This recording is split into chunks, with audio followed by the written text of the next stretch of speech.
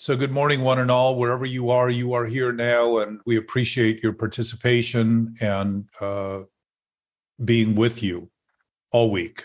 Despite distance, despite not knowing faces and places, we are intimately bound. And that's what we're here to talk about, is to start to see that the nature of existence is primarily absolute and primarily whole and primarily stable and primarily assured and primarily loving and giving and generous and abundant. And what I think about it is often primarily not those things. So the effect my thinking has about reality and truth has a great impact on how I feel. And those feelings aren't indications of truth and reality. They're simply indications of the impact of how I'm thinking about things. So I want to make a few points so that we can focus on them today, as we generally do, but maybe in a little narrower way. And one of them is that we're always in the present.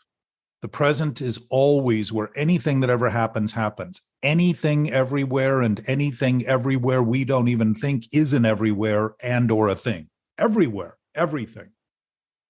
So now that would include all things. And certainly that would not disqualify any of us or anyone we know or anyone we don't know or anyone or anything. Again, reinforcing that point. The present is always present. We are always in the present. Nothing ever happens that isn't present. So to dispel the rumor that we're not in the present when we start thinking about things that aren't happening is to simply remember that we're always in the present. There is no other place you ever are when you're thinking you're not in the present, but in the present thinking you're not in the present. So if thinking is true and real, that would be the only reason we think what we think about the present is in fact reality and true, because we think the thoughts we have are true and real. Thoughts are imagined. They are things that we conjure up. In old days, conjuring used to mean ghosts. We are haunted by the thoughts we have that aren't true, that give us impressions that aren't true, that we think are real when we think our thoughts are real. And to any degree we think thoughts attack us, that our brains attack us, that ego attacks us, that other people hurt our feelings because of what they think. We are thinking thoughts to be so true and real that we are offended by anyone else who happens to think anything else other than what we think. And I would say that's a pretty good description of human history. You know, the failings, the fights, the constant arguing, always over an idea. That's all. And ideals are not ideal when they lead to a fight that justifies killing people for the sake of an idea. That is not an ideal. That is not in line with abundance and love and regard and all that. So there isn't any past in the present except what we think of. So past is a concept. It's just a thought about something. As Loretta, we were doing a little preamble, was talking about thinking about somebody who wasn't here with her, realizing that she's just thinking about them. It's a thought. It's a concept. We're creating a narrative. And generally we imbue those narratives with forms the longer we hold on to those ideas. So they start taking shape and we start seeing them with clothing and stuff and in certain environments. And we're really setting the stage that we call the world. And it isn't the world. It's just basically imagined. It's fantasy. Not to say we can't do that, because it's one of our primary benefits of thinking is to imagine and to conceive of things. But when we turn imagination into an impossibility of becoming real and reality and truth, we start using one of the primary benefits we have for thinking against ourselves and completely reverse the instinctual nature to save ourselves and protect ourselves by starting to use the same things we would do to avoid pain to actually create the pain. Flight would be compulsions. Fight would be denial. Freezing would be numbing, pretending what's happening isn't happening. All of a sudden I say it's not happening because I don't feel like it's happening because I've done something to alter my consciousness. When I am sober and not drinking and altering my consciousness with external substances, the substance abuse of mental obsession, the mental addiction, is denial. It's psychic anesthesia. because I think if I think something isn't happening, it isn't happening. And all of a sudden my body goes into an emergency mode and starts releasing the chemicals I would normally use to help protect myself, but they end up eating me up because the threat is imagined rather than real. It's not a bear. I'm not being chased. I'm not almost being hit by a car. I'm actually creating an environment in my own body that cannibalizes my systems, all of my systems, through anxiety and stress, depression. All those things are natural consequences of that line of thinking. Wow. So the thinking is, rather than asking all the questions that we normally do, what, why, where, when, how, start just thinking that we are present. That all that's happening is happening. That all there is in the present is all that is, because anything happening would obviously be happening in the present. Everything that exists and everything that doesn't seem to exist would be here.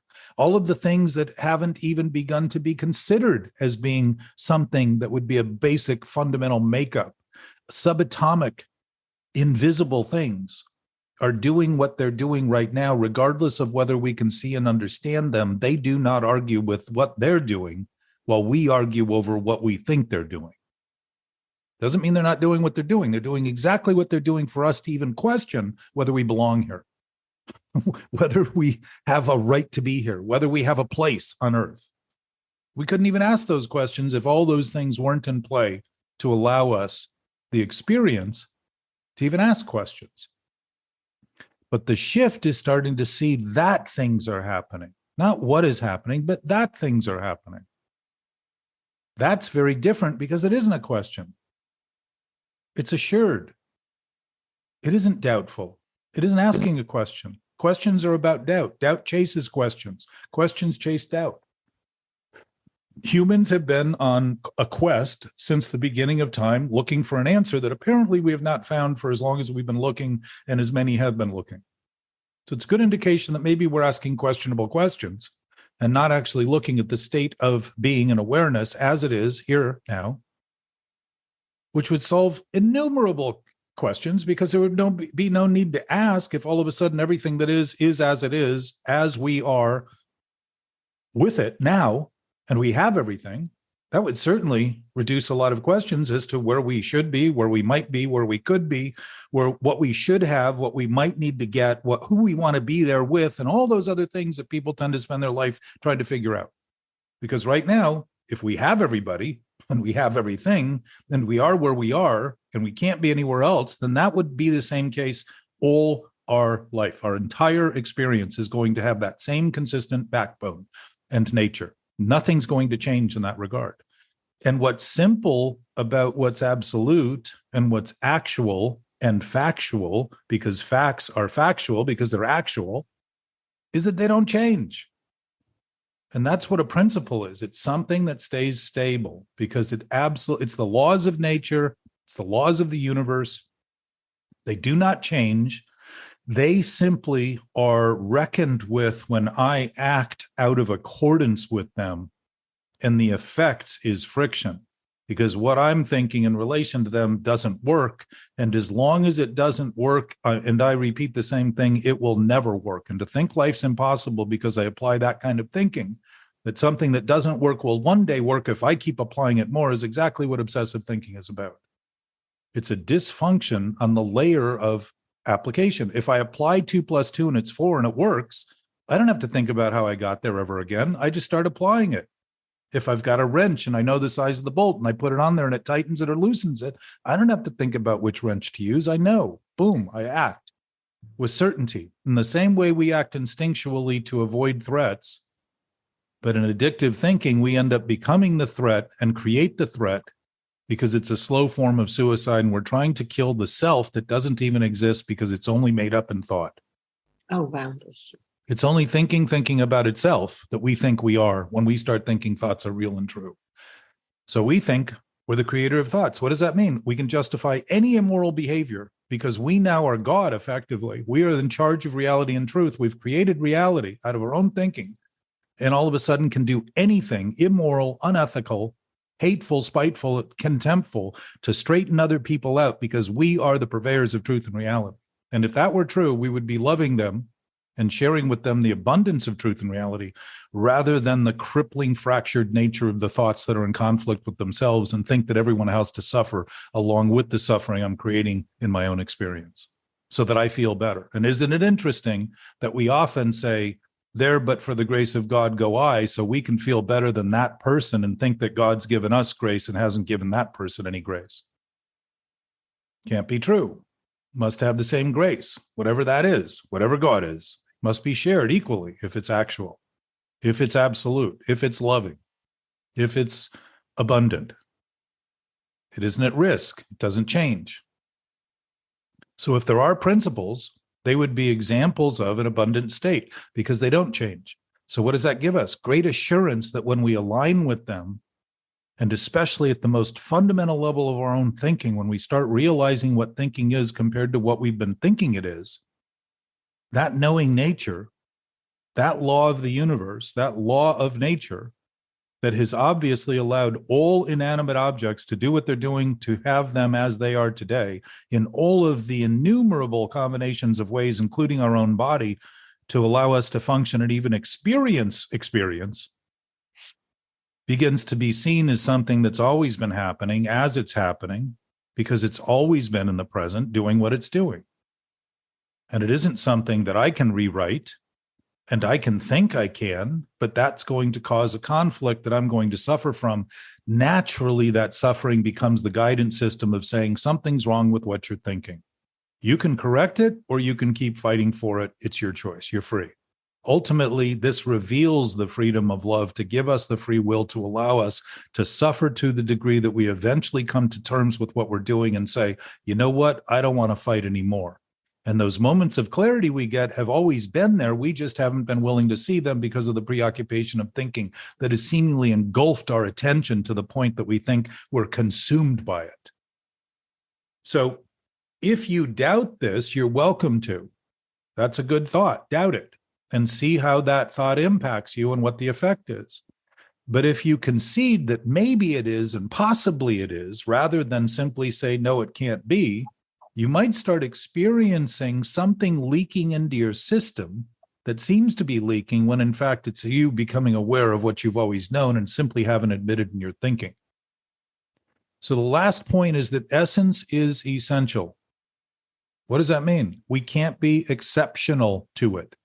We can't be exceptions to it. We can't have any part of us that isn't it. If we can only give people what we have, then what we have from any spiritual infinite source is that infinite source as a knowing awareness. It doesn't mean we have to think we have it. It doesn't mean we have to act on it. But thinking is an action. And when I think in ways that aren't true and think they're true, I have caused an engulfed experience of seeming consumed by hate and spite and contempt. And I begin thinking it isn't me, so I think it's my thoughts, and I think it's my ego, and I think it's my brain, and I think it's the world, and I think it's the universe, and I think it's God, and I think it's everything else other than what I'm doing. That's addiction. So why do I think that? Because I think the only thing I'm doing is the only thing I can do because I'm so desperate I don't know what else to do. And instead of just taking a breath, I continue to repeat, react, and think someday that's going to make it better, when in fact that's actually an indication of fear, an indication of doubt. And if the premise of my thinking is doubtful and fearful, I'm going to continue to manifest things aligned with that as long as I continue that line of thinking, period. I'm going to do things to make sure that things look like I believe they are, so that I can claim that it's them that's wrong and continue to maintain the idea that I'm not at the source of the problem. So thinking untrue thoughts, lies can be either things that we're intentionally keeping from other people so we can try to avoid culpability. But if we're culpable, we're culpable. So lying obviously knows better than to think it's possible to pretend we didn't do what we did to want to hide it. But the other aspect of this is that any thought that we maintain that isn't true, that we think is true, will create a mental environment of toxicity immediately. It doesn't wait a month or two when we finally notice it. It happens immediately because cause and effect are simultaneous, like heads and tails are connected to a coin. One doesn't happen without the other. One didn't start without a backside. In this relative experience we're having, every opposite thing is connected to the other thing, which is why opposites attract. They're always connected. They're always part of the same thing. And to think of them as separate is simply to take a position against one or the other side and think that it's tenable, think that it's possible. To exclude all the rest when in fact the confirmation of that other side is confirmed by our position being taken amongst that good or bad, right or wrong, in or out, up or down. All those things are actually confirmed by it. They aren't denied by it. So the insanity tells us we're really making the case, when in fact we can't make the case long enough, big enough, or accurately enough to actually solve the problem. So what do? Manage the problems, manage the misery, and wonder why life seems so difficult and the world becomes impossible. It has nothing to do with the world and life. Life is not difficult because it's simple. It does not change. That's what's beautiful about the absolutes. They don't change. That also suggests, because time is a function of change, they're not in time. They're not in space. They are the divine connection that we share intimately and absolutely all the time and always have and always will, regardless of the life forms that we're occupying or expressing that potential through. So mental illness is not an accident. Stress is natural when achieving a goal that's possible or impossible. I have a question. And it's also, hang on one second, Loretta. I want to wrap this up and make the final point. Stress is natural when we're trying to do something that we haven't achieved that is possible. Stress is involved. It's a challenge. It's like trying to run a marathon. You don't start running a marathon. You start running a mile or a half a mile or whatever it is. That natural stress, when it's possible, is confirmed by the achievement you're able to make. When we try to do what's impossible, we're constantly confronted with a knowing nature that knows what we're doing is impossible, and the stress begins to undermine our potential to do anything, including run that marathon. If there's anything else we want to do that's possible, all of a sudden it seems impossible because we can become engulfed in the flames of the thinking we're doing that gives us the impression that the world is impossible. And that's just not true. And a self-inflicted idea, a self-imposed idea. Our absolute state of being is not a choice, and yet we can't be condemned by having all that's been given us, when all that's been given us is all that is. You can't be condemned by having everything. The only contempt is thinking you don't have what you want, aren't given what you want, aren't getting what you want. Those are all thoughts. Yeah. And I would suggest that all those thoughts are prayers, and our prayers are always answered because they immediately cause an effect. And when the effect isn't what we thought we wanted, that's a good indication of looking at how twisted the thinking is to expect something that won't come to be the only thing that should come, and wonder why we sit around so much talking about where we should be, where we could have been, where we might be, all the shoulds and woulds and coulds, rather than the that's. That things are how they are now is in fact reliable and assured and not doubtful. And to start on that point and then begin to explore is to start on confidence and stability rather than a lack of confidence and instability. Assurance will lead to assurance. Doubt will lead to doubt. So we're not here to talk about stopping thinking, stopping obsessive thinking, not being wrong, or failing at stopping thinking addictively about stopping anything. That's not our job. Our job is to start to looking at what we're doing and saying, oh, if I can just look at what I'm doing is what I'm doing, I'm actually aligning my thinking right now with what's happening. And there's tremendous freedom in that because the peace and clarity of our knowing nature becomes obvious immediately, because you'll start thinking things you would never think in that state of trying to turn doubt into security, doubt into confidence, doubt into stability. Doubt is doubt for good reason. Nothing is happening that isn't aligned with truth and reality. Even think about how we blame the universe and the world as a chance to see that we are willing to use the world and the universe as absolute concepts to excuse ourselves while we are denying that they exist as the basis of our existence. It's crazy. We're outwardly admitting the absolute by blaming the world and the universe and not noticing that it's actually a self-correcting mechanism that's just twisted and turned. So when we're turning things over, what we're seeing is there is another side to what we're seeing. And the idea that there's only one side is the idea of addiction, that there's only one choice.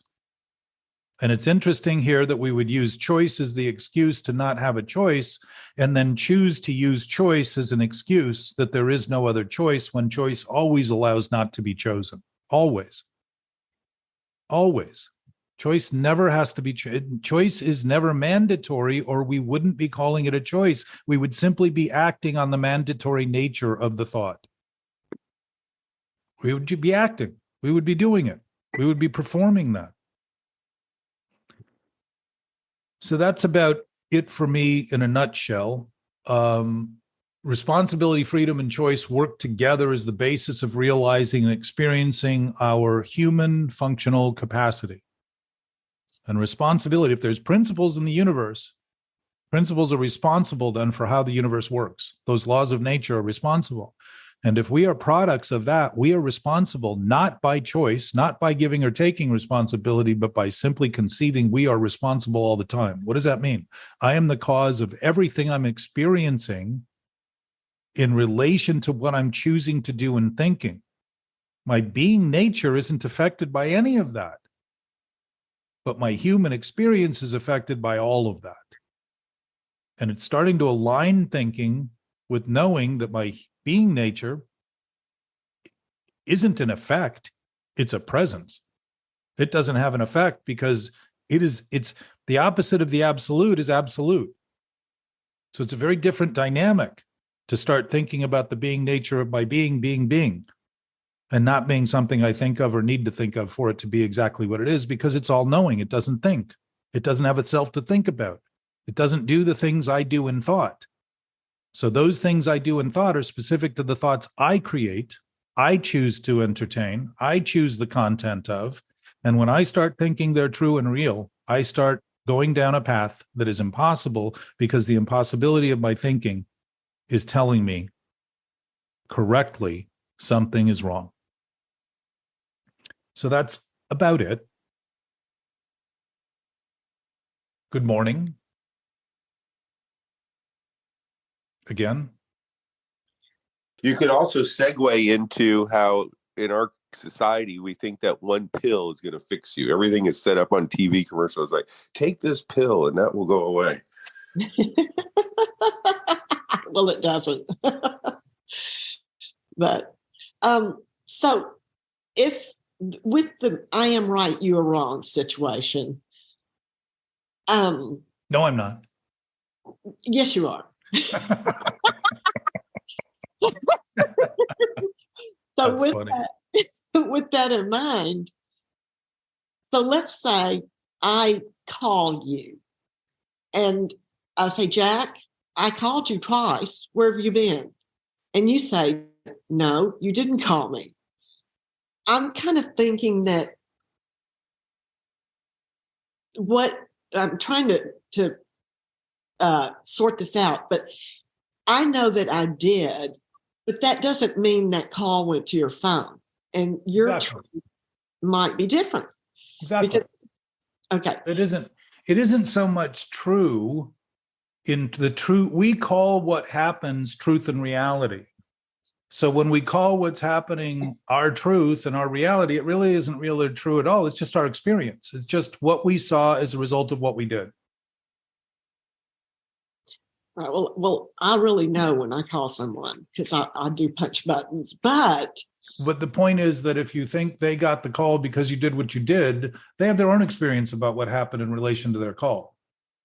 They have that same knowing about what they did that you have. So it really isn't knowing in the broadest sense like we're talking about. It's knowing in the personal sense that's specific to the experience. And that, if it reveals anything, is to show you how quickly limited thoughts go wrong. Because then the defensive emotions come up. And why wouldn't they? You're already defending against the idea that they're true. It's natural. You're already trying to protect something that isn't true. It's just an experience. You called. He doesn't have to think you called for you to call, right? So what's the difference what he thinks? We become very susceptible to what other people think.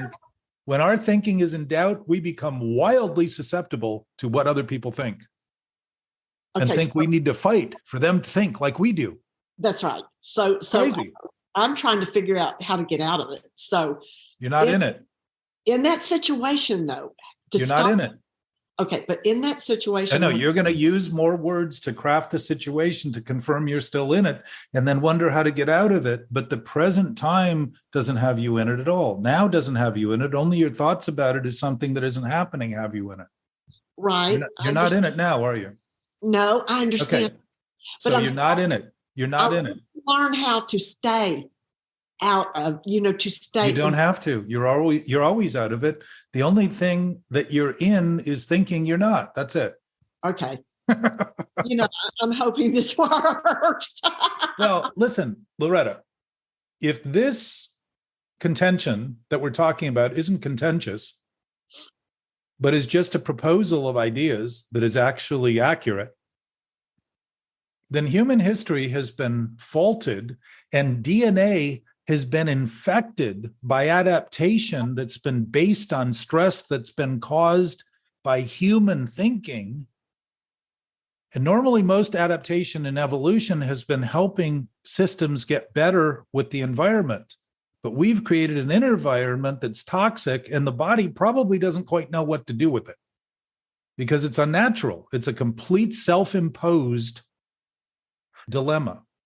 So the chances are some of these things seem to be so intractable because they've been going on for generations, hundreds of generations of people that have made believe they're true.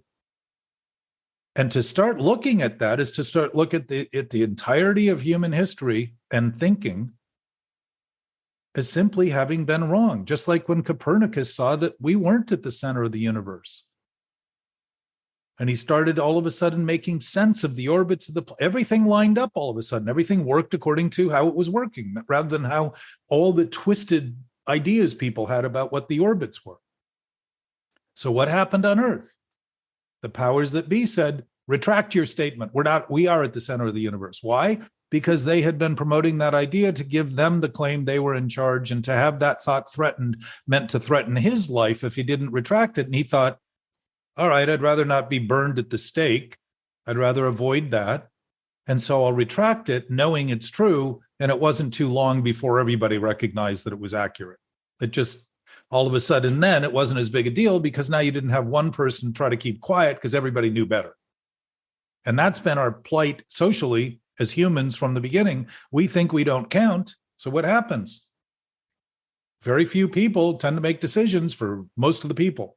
And those decisions can't be as right as the decisions that people would be making if they were all right in their thinking and making decisions for themselves responsibly.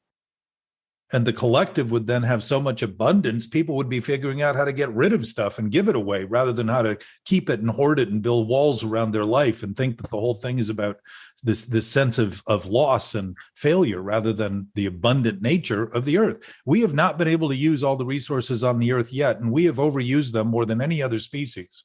And yet they still provide. It's a pretty good indication that we have an innate capacity. Even the paradoxes in AA, which you know the paradoxes, right? No. Give it away to keep it. Oh, okay. Think of Surrender that. to win. Yeah. Surrender to win, die to live. So what's interesting is my sense is they're really not paradoxes.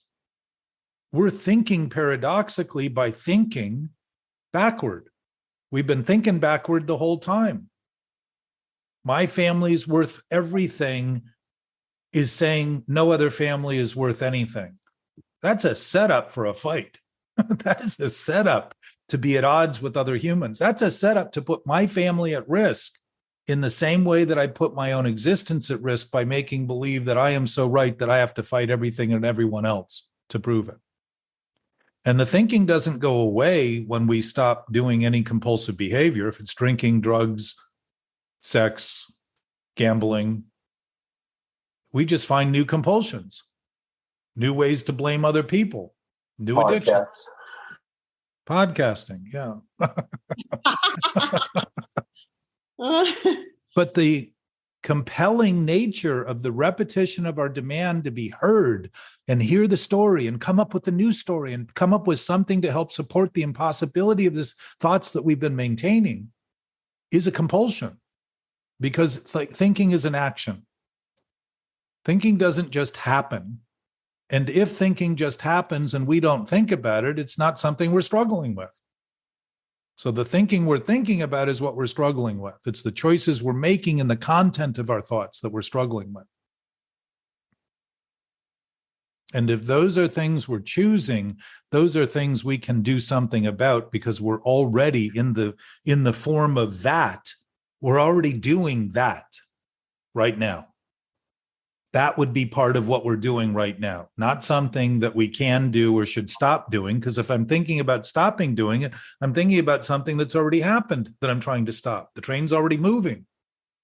Rather than looking at what am I starting right now? What's the fight I'm starting right now? And start seeing that it's actually me causing the fight that's giving me the impression I can't stop it, because I'm not thinking of the cause, I'm looking at the effect. I'm looking at the symptom. I'm trying to stop drinking, but not looking at the thought that the thing that keeps compelling me is that I can control it and enjoy it.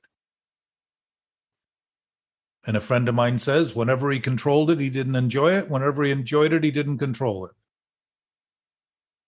And when that hit me, I realized if that's the case, it's the thought that's driving the action to try to prove the thought is correct. So what did I do? Drank more and more and more, use drugs more and more and more. Someday it would prove to be right and straighten my thinking out, when in fact the action was a function of my twisted, turned thinking, my contrary thinking.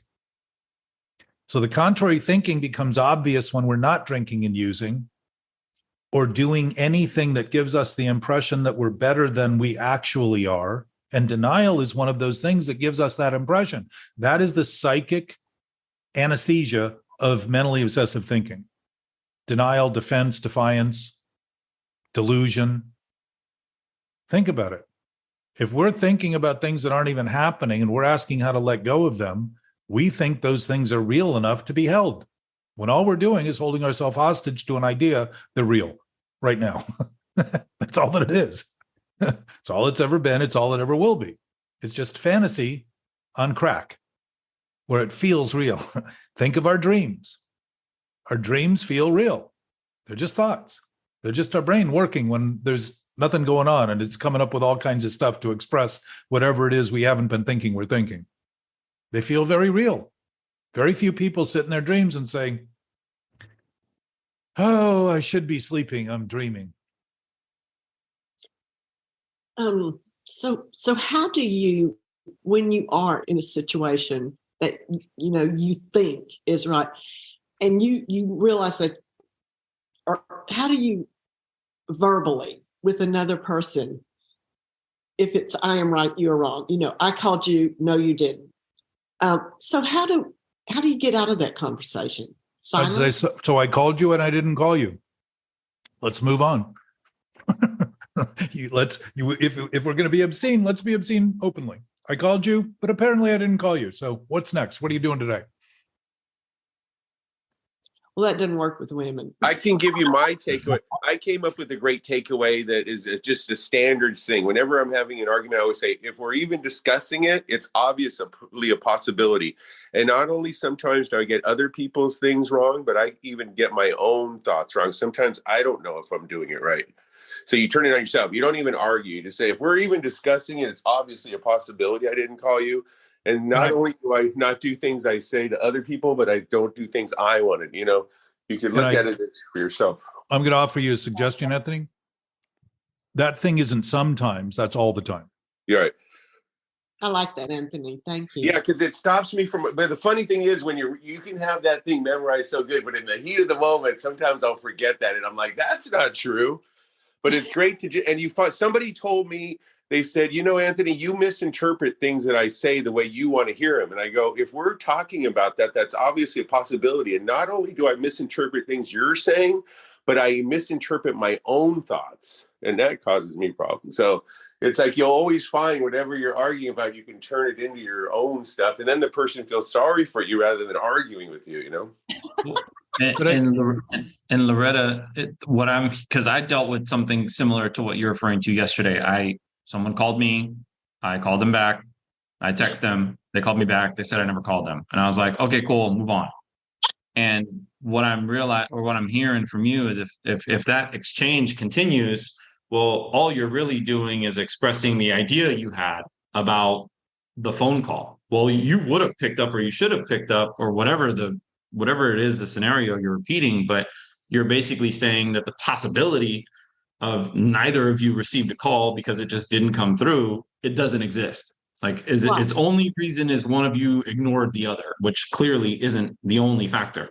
But the real concern that you're talking about, including Anthony's point, is what the other person is thinking, not what you're thinking. Mm-hmm. You know you called, and what you're concerned about is what they're thinking, and you think you need to have their thinking aligned with your thinking for your thinking to be settled. Until your thinking isn't aligned with theirs, you're going to keep thinking about their thinking.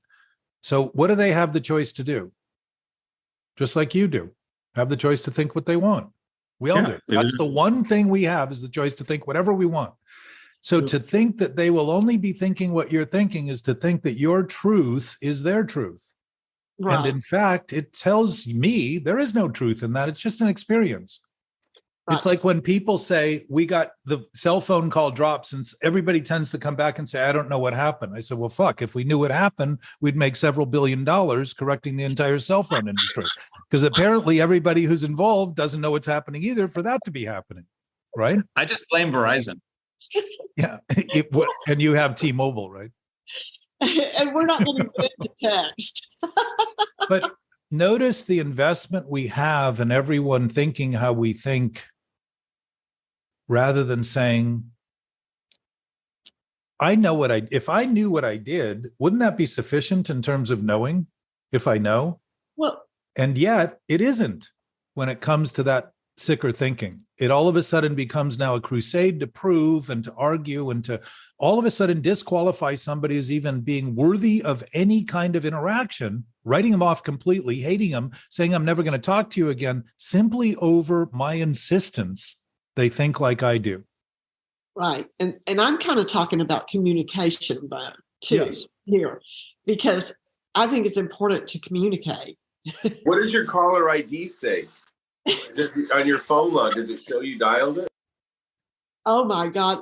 If my sponsor ever hears this podcast, let me look. It's better also not to identify people specifically enough to be recognized, since we are talking anonymously, and just reference the concept of what you're doing is the concept of the issue, Loretta, is the same for all of us, regardless of the personalities involved, right? Right. Except for, if you're talking about a sponsor, it is important to you to meet, if you're supposed to call at a certain time. If the principle is the same, this problem can be applied to everyone, everywhere. And I would say that would be a lot more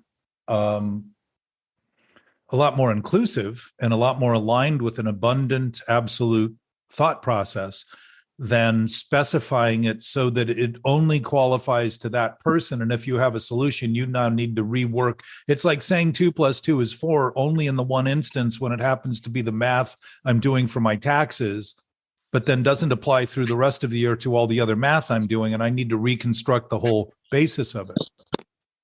So looking principally is starting. Hi, Julie P. Good morning. Looking at things principally is start to be inclusive about it. And my sense is the combination is, what I often say is, I never know the possible combinations that could be conflicted. What I find is if I call somebody and they don't think I called, it's because they were on the phone. A lot of times their voicemail intercepts it. There are ways to have that appearance look real because they didn't get the caller ID. And didn't think that maybe somebody else was leaving them a voicemail. So there's lots of possibilities. And you can always engage in that conversation with somebody because it will apply in all of the other potential conflicts you come up against. There are many possibilities. Perhaps I'm delusional and never called you at all. Well, my caller ID says that I called twice, but it has two. It's weird. It has two separate times. And anyway, it is weird. Now that Point is, we can make an issue out of it and we can fight over it and we can use it as a stake in the ground, or just say, I have an awfully big investment in people thinking the way I think. And it really seems to take, and listen, I'm not talking from a lack of experience here. I'm talking from an abundance of experience. It is not always easy to have people thinking ill of you out there in a way that you don't think happened. But the fact is, if they have the right and they have the possibility and they can think what they want, and that's what they're doing, beginning to concede that makes it a lot easier, because then you begin to realize that most people thinking about you are not thinking about you at all, but only what they think they're thinking about you. So most of what they're thinking has nothing to do with you and everything to do with what they're thinking. Well, and also it's like trust to me. It's like trusting that that is what they think, and that's fine. Yes. Whatever it is that you did, that's what you did. But just, it's a form of trust, I do believe. So with today's focus, if you begin to notice that what's happening is happening, you can trust that. And Right. if what they're thinking is what they're thinking, you can trust that. And if you're thinking what you're thinking, you can trust that. You can start, if you can put the basis of something absolute beneath what's happening, because I would suggest to you it's already there. And if you begin to entertain this idea within thought starts realizing what it's always known, because you're giving it you're not directing it in a direction to be more crazy. You're actually starting to elicit a relationship with what's happening in reality in the broadest sense, rather than in the microcosmic sense. And we wonder why the world starts feeling small and the universe is closing in on us, because we're looking at a microcosmic experience. It's always happening amongst everything that's happening. And that's an interesting shift to begin to say, oh, if I think of it exclusively, it seems to be all that's happening. But when I think of it in relation to everything that's happening, all of a sudden it's kind of like, wow, this is happening all over the place. And I'm not even thinking about it. Most everybody else may be even experiencing the same thing in some way at some point during the day.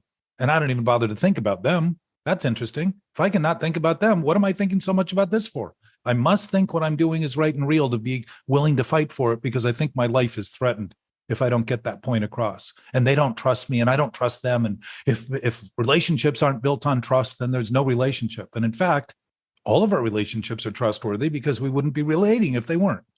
All of us, everywhere, all the time. Blowing it up to the absolute is to begin to see that if everything's changing within the dynamic of our relative human experience, the one thing that isn't changing is that everything's changing. But you can't see that absolute until you start thinking of everything rather than some things. The some things get us stuck because we think they're everything. They're not everything. So it's almost like trust deletes defense. Excuse me?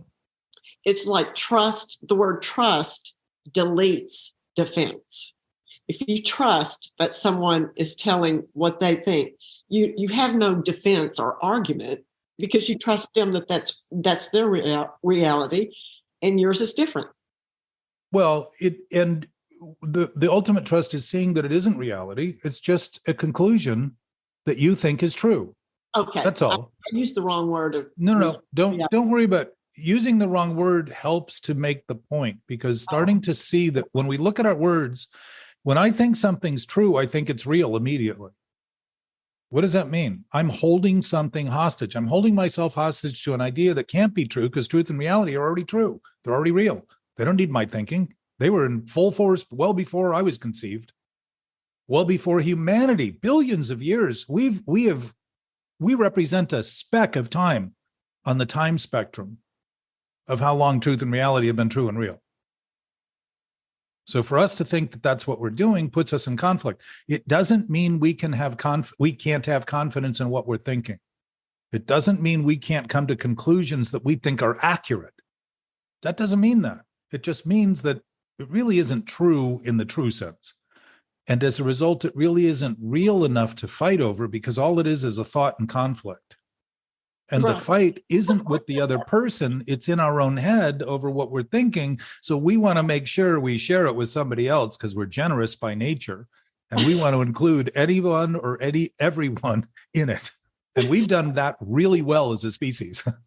Well, maybe it's a characteristic of being stubborn. Well, I mean, stubborn would be denial and resistance and fighting and all that. But listen, truth and reality aren't affected by what we think at all. And that's what's simple about them. They don't change.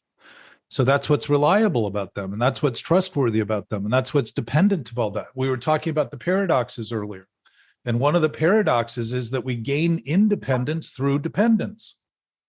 When we're depending on something that's absolutely dependable, we're independent. We're free. When we're depending on something that has absolutely no basis, we are condemned to making believe something that's false will be true. It's a choice.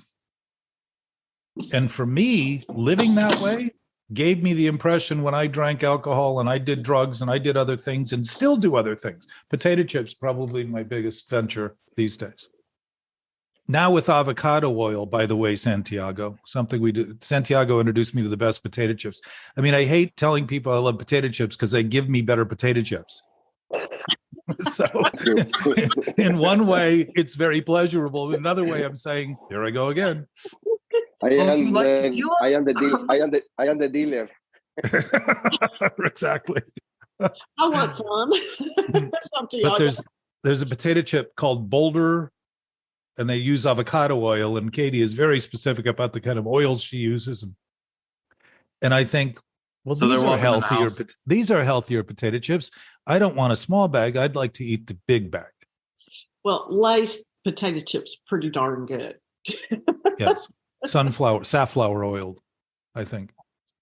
Anyway, point is, there are all sorts of outlets that become seemingly logical and seemingly healthy that aren't healthy because there are all sorts of abnormal reactions to this attempt to get away from that internal mental struggle. Compulsions are the natural outcome. They're not something that's some strange byproduct. They're not a curse. They're not an accident. They're an absolute consequence of trying to relieve the pressure that we're creating. But what do? Because they're sick, they're addictive, they create more pressure because our attention is taken off what's going on, thinking what's happening is no longer happening. So we're avoiding the cause of what we're doing now by satisfying ourselves with some short-term seeming benefit and wondering 2 weeks later why we've gained 7 pounds or don't feel good and get watery eyes and carbs. Alcoholics specifically have a metabolism that doesn't process sugar well. So if we're using sugar as alcoholics, we're actually treating our problem with the same thing that causes the problem, and it tends to create a craving for carbs and more sugars. And most of us don't feel good with that. It creates depression because our systems lag as a result of being unable to deal with it's like drinking motor oil. If you're drinking avocado oil or cod liver oil or something that could be very beneficial to your body, but if you put motor oil in your body, it might work in a car, but it's not going to work very well in your body. It's going to cause problems. Huh. So we have a chemical factory in our body that is used when we are maintaining these ideas that we think are true when they're false. And I would say every idea we think is true is false because the ideas aren't true. They're just concepts. They're just thoughts. They're images. They're things we're thinking about with content. They're choices we make. If I can't choose the absolute nature of my being because it chose me, but didn't choose me because it's all that's ever been, then the choices I make are the things that end up condemning me and or giving me that sense of freedom because the choices are aligned with what's actually happening rather than what I'm making believe is happening and thinking is true and real.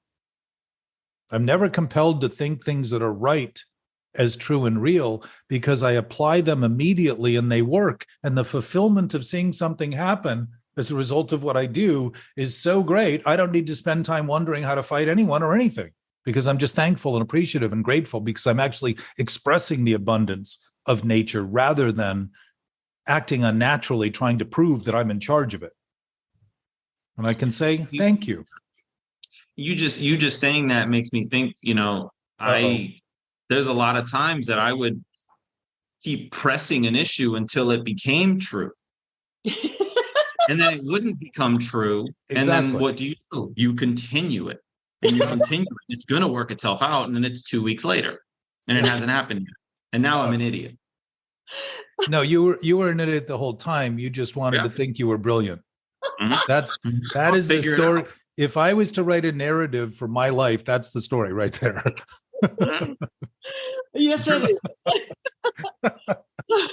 I thought the world was filled with idiots until I realized I was an idiot to be thinking so much about the world and so little about what I was doing to create a lens that I was looking through that was idiotic.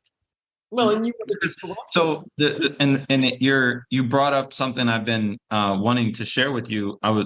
Long story short, there was a show. It's called STUTZ, Stutz. It's a therapist that they're talking to on Netflix. And one thing he brought up was his tools. And so I started to think of Jack's tools.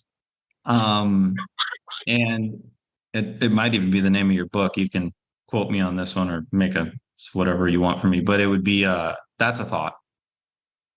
Yeah. Because I'm in a new place, I'm in a new job, I'm in a new city, I'm doing all these things that are outside of my comfort zone, which is causing me to think of things that just aren't happening. And I'm at the end of it just getting to a point where the only form of acceptance is that's a thought. I just leave it at that. Just let it be a thought. But getting from that initial thought to that it's just a thought, I need to shorten that time frame, because it could be a week, it can be a month. Well, but interestingly, Michael, we really believe it isn't just a thought. To think it takes time to finally think it's just a thought. Oh, I know. I love that. So could regular, going back to the sugar, could regular Coke have an effect on your obsessive thinking? At 32 grams of refined white sugar per can, I would suggest possibly. Oh, I drink a lot of Cokes. Are you? I mean, seriously? Yeah, very seriously. Okay. Think of alcohol. Think of alcohol. There's a phrase, Loretta, and I think it was Rogan that said it. He goes, "Change what you eat and watch your life change." Really? Oh, wow. I like that. Just consider that. Okay. I like that. So alcohol is all sugar. Yeah. Whiskey, it's fermented. Rice, fermented. Potatoes, fermented. Every bit of it. Wine. I had to turn my grapes, off. fermented. What, John? Good morning, by the way. Good morning. Sorry, fermented. Sorry. What do you call it? No, I just stepped on you. That's all. Oh, okay. So it is fermented, right? I mean, it's a form of distillation. Right. Which is reducing, think of most drugs and most chemicals. Coca leaves, for instance, are very subtle. And if you put them in a cup of boiling water, would create what felt like a cup of tea, very subtle. But what do we do as humans? We reduce it to the most toxic element. We get rid of everything else in the thing, but the thing that's the most stimulant, and then wonder why we get addicted to it and don't think we can stop. Because it triggers stuff in our bodies that are so unnatural. What do? The exact opposite of what would be normal. If we were drinking poison, we'd say stop. If we had a peanut allergy, we'd say stop, like Father Bill pointed out. We'd say, you know what? I don't like my throat being constricted, and I really don't like feeling like I'm suffocating, so I'm going to avoid peanuts. But what do? Drink more. Because the concentrated, the distilled nature of it is so intense. The sugar content is so extreme that it just jolts our system in a direction, and we become psychically backward. We start thinking backward because we're experiencing this experience that's backward because our body's fighting. An allergy is defined as an abnormal reaction. And an abnormal reaction is to do the same thing. It's to drink more poison thinking you're going to feel better. That's the abnormal reaction. And the abnormal reaction is not responding accurately. It's reacting, doing the same thing over and over and over again, like Michael was just describing, trying to eventually think it's right. And during that time, you do think it's right. This is working. It's working because I think it's working. It's working because it wasn't as bad as it was 20 minutes ago, so I must be getting better. And all of a sudden, you're getting to the other end of that arc, and that thing is coming crashing back down to earth like a missile. Every story has an arc. It has a beginning. It gets propelled to a peak, and it crashes. The end's the over. Every story. I think Michael and I want to know how to stop this within 5 minutes. Well, it's so, first of all, going back, it's realizing it's never happening but in your thought. It isn't happening in reality. It's just a thought. So as long as you keep thinking that, as long as you're witnessing an experience of friction and doubt and instability and a lack of assurance, which would be uncertainty, just like doubt is, you are witnessing yourself thinking things that are doubtful, uncertain, unstable, and in conflict with reality. Now, they can't be in conflict with reality because reality doesn't change. It's the same. But you can think they are, and as a result, your reality becomes only what you think. And that's when we start taking ourselves so seriously as to think we can take things other people say personally because we think there's a personality based on all the characteristics that we think about our thinking. And to segue that, it's also crazy. Like you said, reality versus thinking. It's raining right now. That's a reality. No, it isn't. Me thinking of something in my mind, it comes back to what Jack was saying. Just try to practice. That's a thought. Yes. And quickly you'll be able to tell that's not a thought. It's actually raining. I'm not thinking it. It's happening. Versus, oh wait, that's actually not happening. I am only thinking. Well, and to that point too, Michael, because that's very good. And I sometimes forget that, but I often answer people that way, Loretta, especially when they're hostile. If somebody comes back, like I talk to a lot of people on the street out here that are on the street, and a lot of them are so prone to defensiveness and they're angry, and I kind of let them go. And I'll just say, well, that's a thought. And it just, they're looking for somebody to pound them back down again and tell them to shut up and stop it. They want the fight to confirm that it's legitimate. And when you say something like that, that's so simple and so accurate, there's nothing they can do. It just diffuses the whole thing. Some kid recently was beating on, I have a tricycle in front of the front door to keep the dogs from peeing on the pole. And there's a street lamp out there. So I chain it with a titanium lock that is like impossible to break. And I heard this pounding, and some kid was out there trying to break it, saying, "This is my tricycle. This is my tricycle." And I said, "Well, actually, it's not your tricycle, but I appreciate your thought." And well, why do you think it's yours? I said, because I bought it, put it together, and I locked it to that. And that's my lock, which I have the key for. And he said, "No, you didn't." And I said, "Okay, that's, a thought." And then I said, "What's your name?" And normally these guys give me street names 99% of the time. My name's Cherry. My name's Vicious. And he said, "Johnny." He was out of his mind and had the peace of mind to answer accurately. And I noticed the difference is the approach, and the difference is realizing that everybody's intact. And when I attack them, as though they're not, I'm asking for them to do the thing I'm looking for to confirm the thinking I'm doing about them is true. And what do I normally find? Exactly the thing I'm looking for. But what if you just thought you put that tricycle together? And maybe that I did think it. What if you just thought, that's what I was saying when when I went outside, it wouldn't be there. Well, if you're going to use the thought, no, seriously, because I get it. Someone was telling me what I was wanted me to agree that I made up a story about her. And so I didn't. So, but, that's not a thought. To Anthony's point, though, which might be I get it. What I generally say is, okay, maybe I made up a story. I don't have to think I made it up to be making one up. And if but the actual line is, if we're discussing it, obviously it's a possibility. I think that's classic. Perfect. It's not like this is scripted, Anthony, because it's a little broader than the script. Well, it happens a lot, though, and I always use it. I know. You've been using it for 2 years. The point is that if I'm saying I'm not telling a story, I'm creating a story to tell them I'm not making up a story. I'm doing it by the story I'm creating to say I'm not doing it. That's just a story. What if I am doing it and I don't think I'm doing it? There's a lot that I do that I don't think I do, which is what seems to catch me off guard. So maybe I have created it. And I say, well, maybe I have. Maybe I have. If I have and it's inflicted any pain, excuse me. And leave it at that. It's so much easier than thinking the fight is going to surrender anyone to it, when in fact it compels them to continue. And these things linger in our brains. And what does the big book says? Resentment is the number one offender. Why is that? Think of the word resend. We're sending them the same spiteful email over and over and over and over and over again, wondering why they don't want to respond anymore. That's right. They're just so tired. We've like numbed them. And we become numb to the idea that what we're doing makes any sense, to think doing it over and over and over and over again is going to get better when it was never good to begin with.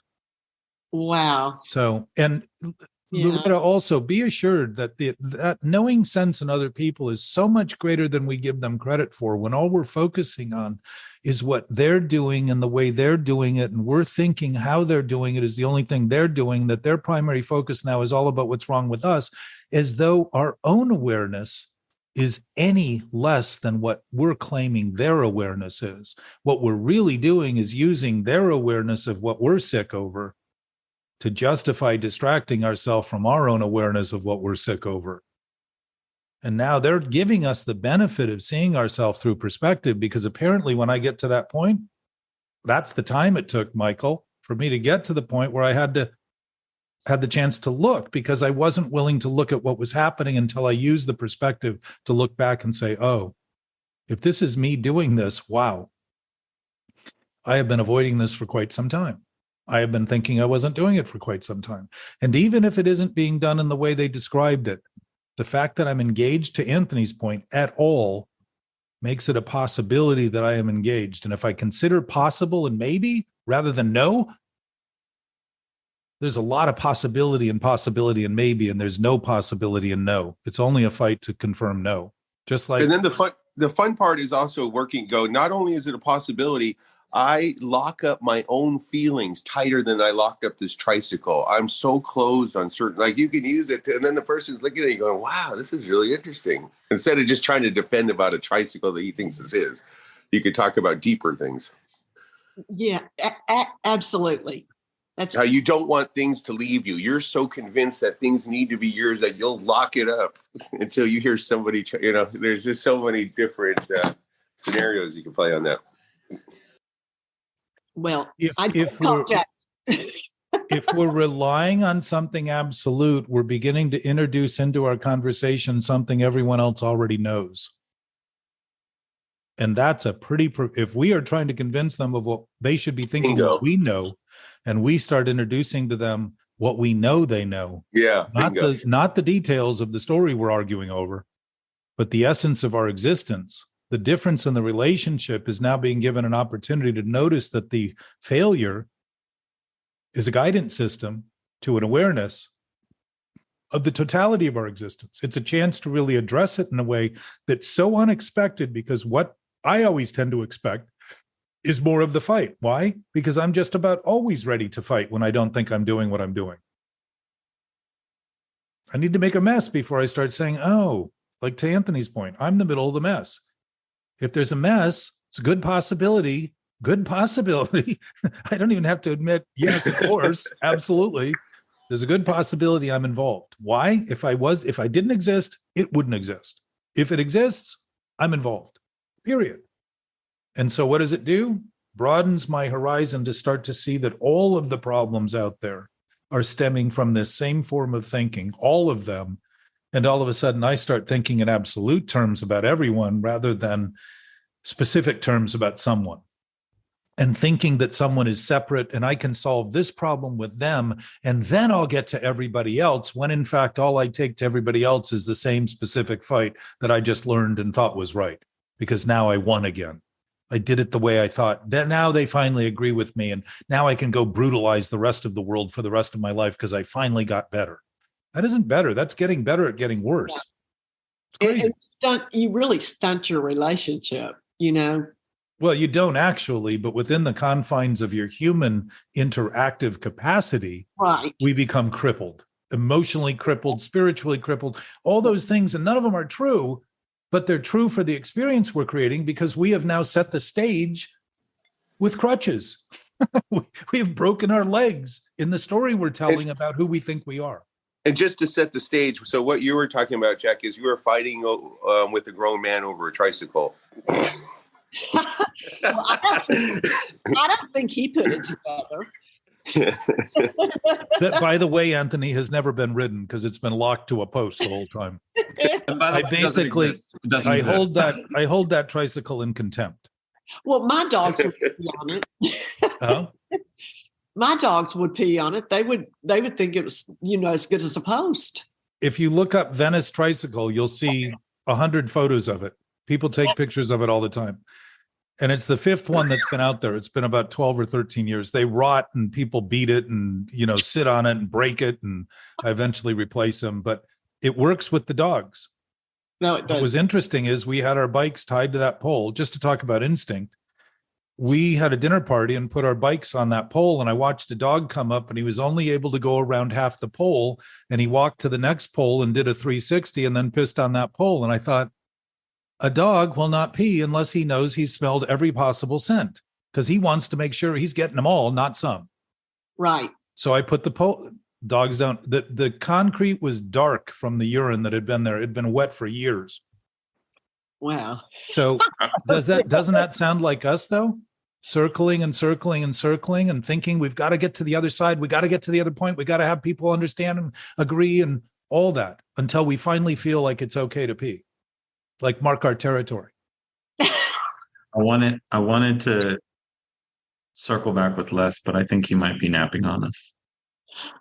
Oh, So you're so still. I don't know if you were meditating because you brought up a question earlier about something that I've always asked is like are you still addicted or like, I can't remember how you phrased it, but like, are you an alcoholic if you're not still drinking? I can't remember what you phrased, but it's something I'm always curious about. He was talking about here's the the way I alcoholic mind. phrased it, that when I went and finally was brought to my knees and ultimately went to a 12-step program, I had to feel that I was somehow different than and apart from either defective or I needed help that a quote normal person would need, and discovered the paradox of that was just not true. That basically, I had to learn first of all that whatever my addiction or ism was, that was a symptom and not the cause of my distress or dis-ease. I then, over time now, and as what Jack put in the writings, when Bill, after having the revelation of creating the big book, and then 15 plus years later when he writes the 12 and 12, recognizes that now that this thing has gone from just pulling the hopeless out of sanitariums and bringing them to some form of quote sanity unquote, that potentially the lessons that we learn, the concept of giving and being of service and the interconnectivity and a spiritual experience, and all of these things are universal, not only in how we could or should spread the message, but that frankly, maybe the concept that I am different from. Your sound just dropped, Les, dramatically. Okay, let me try. Sorry, can you hang on 1 second? Sorry. Can you hear me now? Much better. Thank you. No? Okay, I'm sorry. Yeah, that's perfect. Let's try it again. So you were talking about the unity effectively.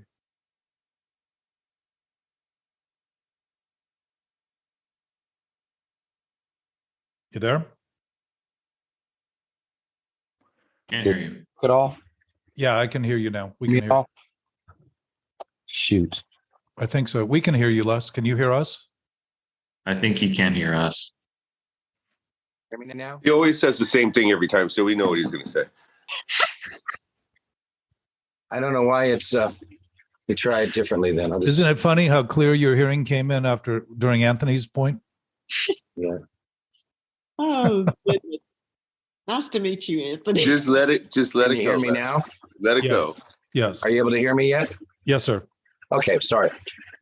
The point being, I came into the program thinking I was apart from or separate, and used my physical addiction as a description of my separateness. Now, when we move to the mental side, the emotional side, I recognize, and I've come to realize, just as Bill did 15 years later, that we could all benefit from looking at how we think, accept, don't accept the world, truth, reality, presence, that is something that would work and should be influential and beneficial for all. And now, instead of me trying to recognize that I'm different or separate or diseased or better, now I recognize the benefit of unity, similarity, and connectedness. Which means, Which in are the scheme of traditions. things, right, which means just like my drugs or alcohol or a symptom of my whatever, my thinking is a symptom of whatever. And to think that that makes me any different from anyone else sets me up for apartness.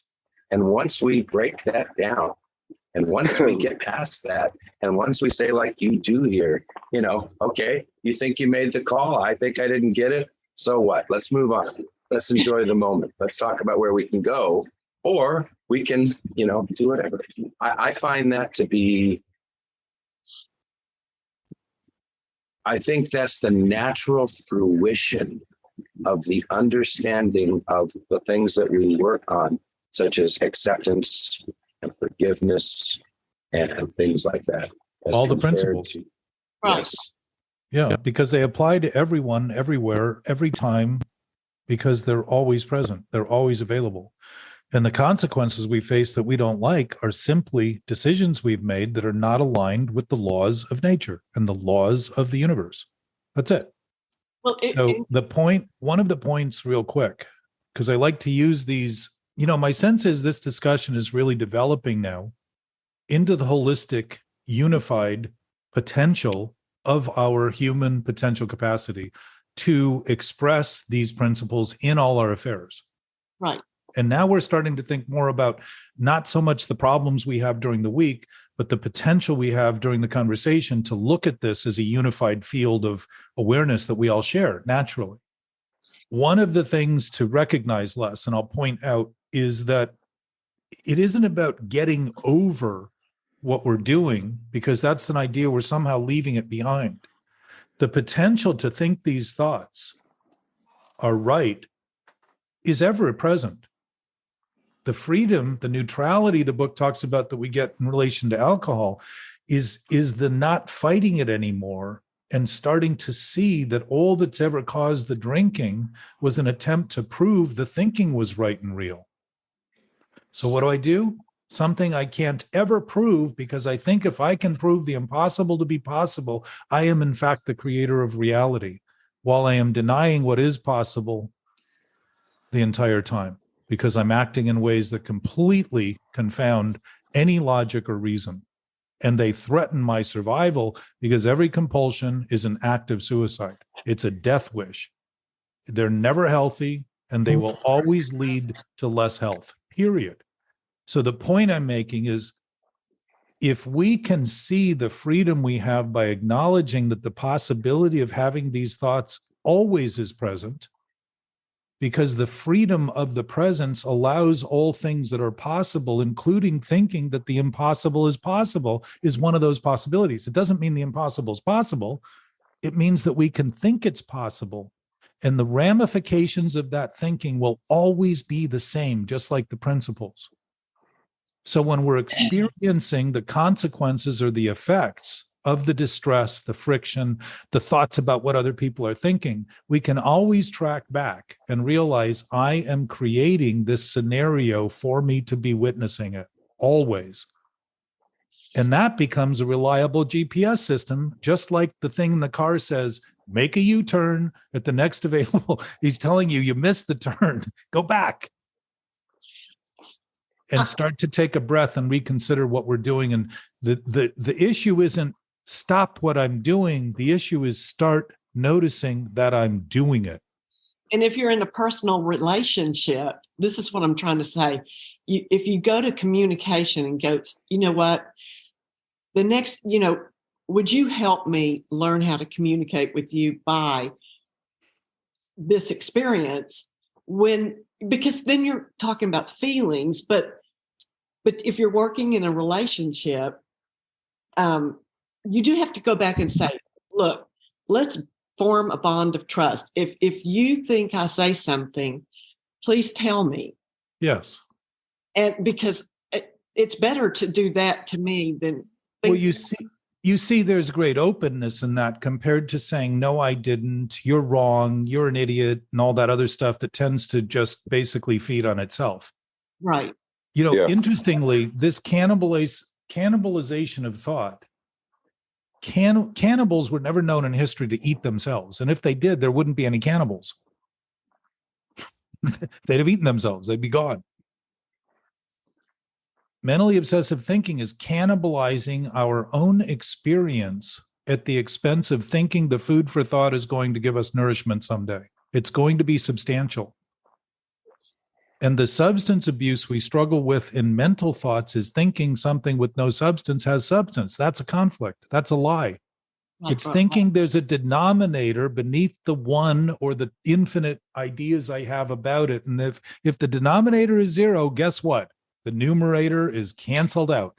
Why? It's always been empty. Why do I have a feeling of emptiness in my life? Because I'm relying on thoughts that have no basis as being truth and reality. If my truth and reality is empty, well, that's pretty sad. I would be grieving most of the time. I'd be traumatized by that experience. And to think I won't be because I've gotten over it once is to think it's not possible for me to ever do it again. And it's a setup because all of a sudden I'm going to be kicking my ass in the same way, trying to deny I'm doing it because I thought I got over it once, rather than say, if all possibility is possible, it's always possible I do this stuff. It's always been possible. And haven't I had enough proof of that? I've done it 1,000,000 times with 1,000 different people. I have enough proof of that. Why not start to accept that proof as evidence that, of course, I can do it now? I don't have to do anything. There are no shalls or must in this. There are just possibilities, choices. Freedom to make the choice doesn't condemn me to anything. I cannot make the choice anytime. And yet, if I make the choice and it's wrong, I'm going to witness those feelings. And when I start saying, oh, something is disturbing, I must be thinking something disturbing, and start to assign it to my thinking rather than who I am. Taking it personally means I think the thinking I'm doing about the self I think I am, because my thinking of itself creates a self centered in thought. All of a sudden, I think anything that doesn't align with my thinking is a challenge to my personality, because the personality I think I am is the self born in thought, and it's nothing more than that. If it's just a thought, it isn't a person. It isn't an entity. It's just a fascinating, consumptive idea about nothing that is derelict. Yes, it's Seinfeld. And just going to Loretta's point. Just going to Loretta's point real quick, when she's talking about relationships. So when this girl says to me, you misinterpret what I'm saying and hearing what you want to hear, you're hearing it wrong. Instead of fighting that, I say, obviously, if we're talking about it, it's a possibility. And not only do I misunderstand and interpret what you're saying in a wrong way, I do that worse to myself. I misunderstand and interpret my own thoughts wrong. So that's where you can take that and spin it all about you again. I guess that's why I like it, because now it's about me, but I'm looking at the real truth of it, like not trying to fight it, but saying you're right, and I do it worse to myself. Well, it isn't that you do it worse, Anthony, but the impact of our own thinking on our own experience is as great as anyone can ever make it. And isn't it interesting that we think other people have a greater impact? What is the distance between my thinking and my brain? Think of it. What is the distance? There's no distance. That could be assuming facts, not in evidence, but pain. Well, that's what imagination is. Making believe that they're true. Yeah, assuming facts, not in evidence. I love it. If pain is registered in the brain, and that's where I have conflicted thoughts, how much less could I be affected by those thoughts I'm creating than other people's thoughts? Think of it. I'm not having their thoughts, they're having their thoughts. I'm sharing the energy that they're creating, but it's at a distance. Mass, gravitational force, is a function of distance and mass. The more mass there is, the more pull there is. The closer it is, there's an inverse relationship. The closer it is, the more it pulls toward whatever the more massive object is. Yeah, whenever I bring physics into the relationship to try to prove my point, it never works. But think of our thinking. It's immediately in the same location where our pain is. Pain is registered in the brain. If our thoughts are conflicted, we cannot feel more impacted by something someone else is doing than what we're doing and what we're thinking about what they're doing. The immediacy of it is to offer us no perspective in it because it's a single point. There is no dimension to it. There is no perspective.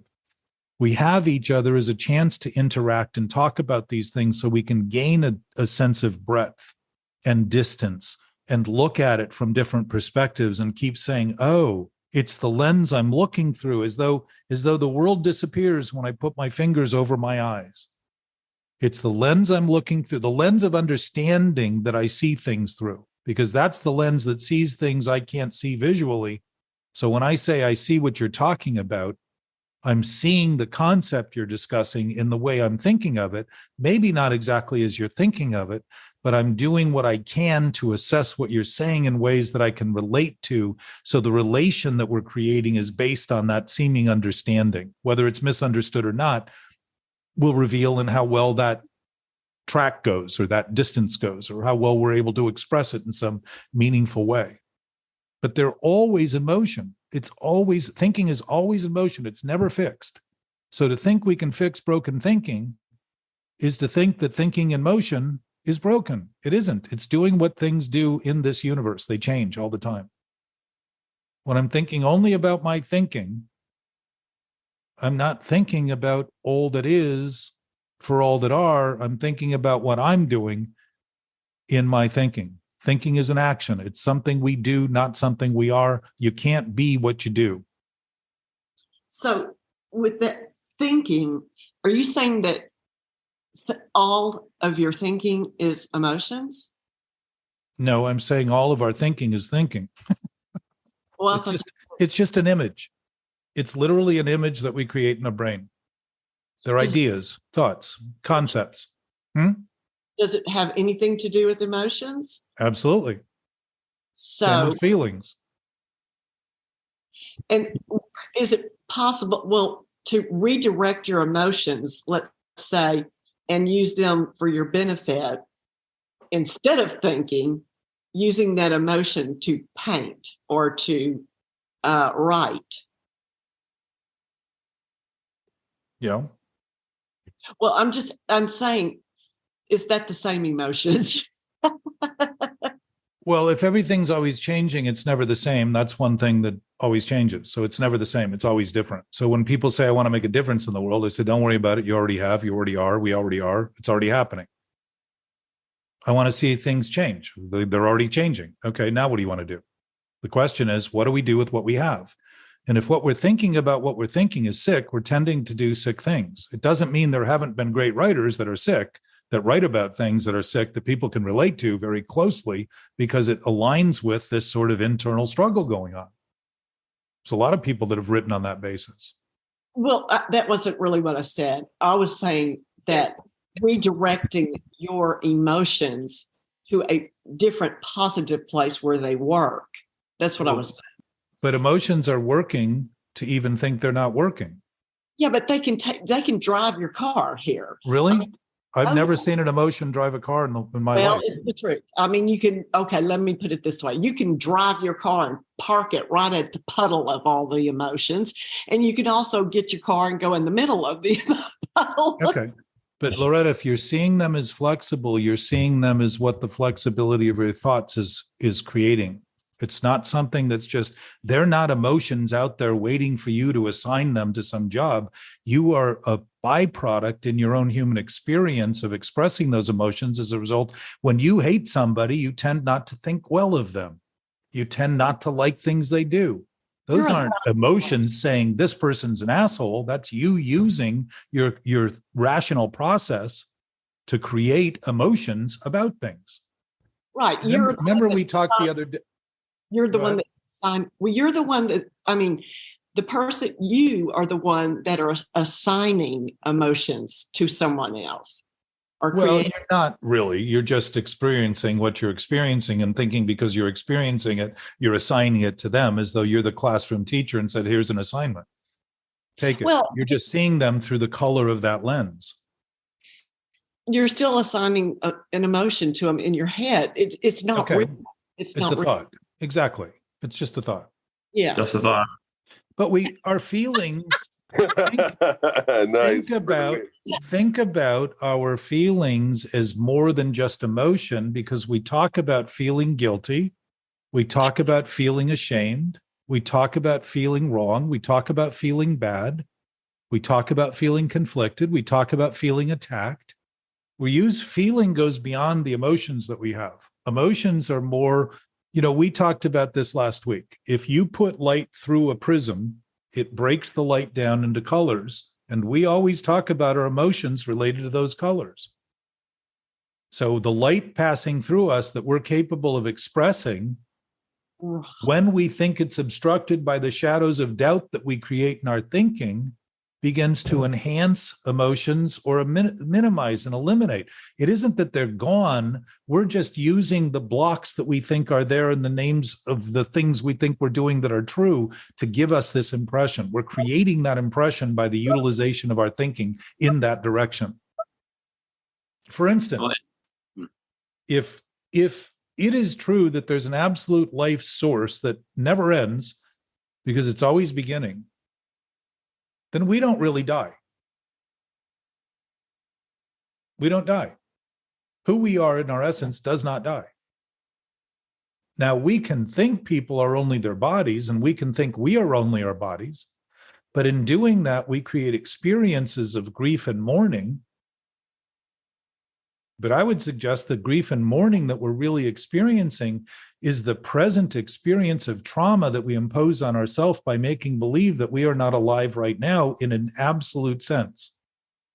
Yeah. The idea that we can create that impact on a momentary basis is profound to a body. Because if it's true, we're refusing truth in the name of what we think is true, and we're creating experiences that cause us to feel it must be true because we wouldn't be feeling this if it weren't true, and not realizing that the feeling is actually a consequence or an effect of the thinking. Isn't that the fourth dimension? Well, time and space is the fourth dimension. This might go to the sixth dimension because now you're starting to talk about intuition, which is beyond reason. So it's not inclusive of thinking. It's just a knowing of knowing. It's an awareness of awareness. And I would say that's our basis. What we historically, as far as I can tell, have fought over through history is what we think. Because we've thought thinking defined us as the superior creature, and yet we have used it to do inferior things. We're one of the only species that has caused so much havoc and pollution on the planet that we could extinguish our own. Most of the dinosaurs were wiped out by comets and things that they didn't create and have control over, but were possible, and they happened. We're doing things specifically that we're in charge of and claiming we don't have anything to do with it. God will fix it. It's the breakdown of family. It's the breakdown of ethics. It's lack of education. It's all the stories we tell about it. To say, apparently, it's someone else's problem and not ours. And so what is it? It continues. Plastic's a great example. We keep talking about not using plastic. We use 10% more plastic every year. 450 million metric tons last year of plastic. And we talk about not using it. And it goes up 10% roughly every year. There's no way to recycle it. It's a man-made product. All it does is keep breaking down to the point that now it's in fish because they've eaten it in the water. And now we've probably got it in our systems. It's probably not healthy. But it's an example of how we talk about recycling and all these things. And yet we continue to increase and increase and increase and increase the use.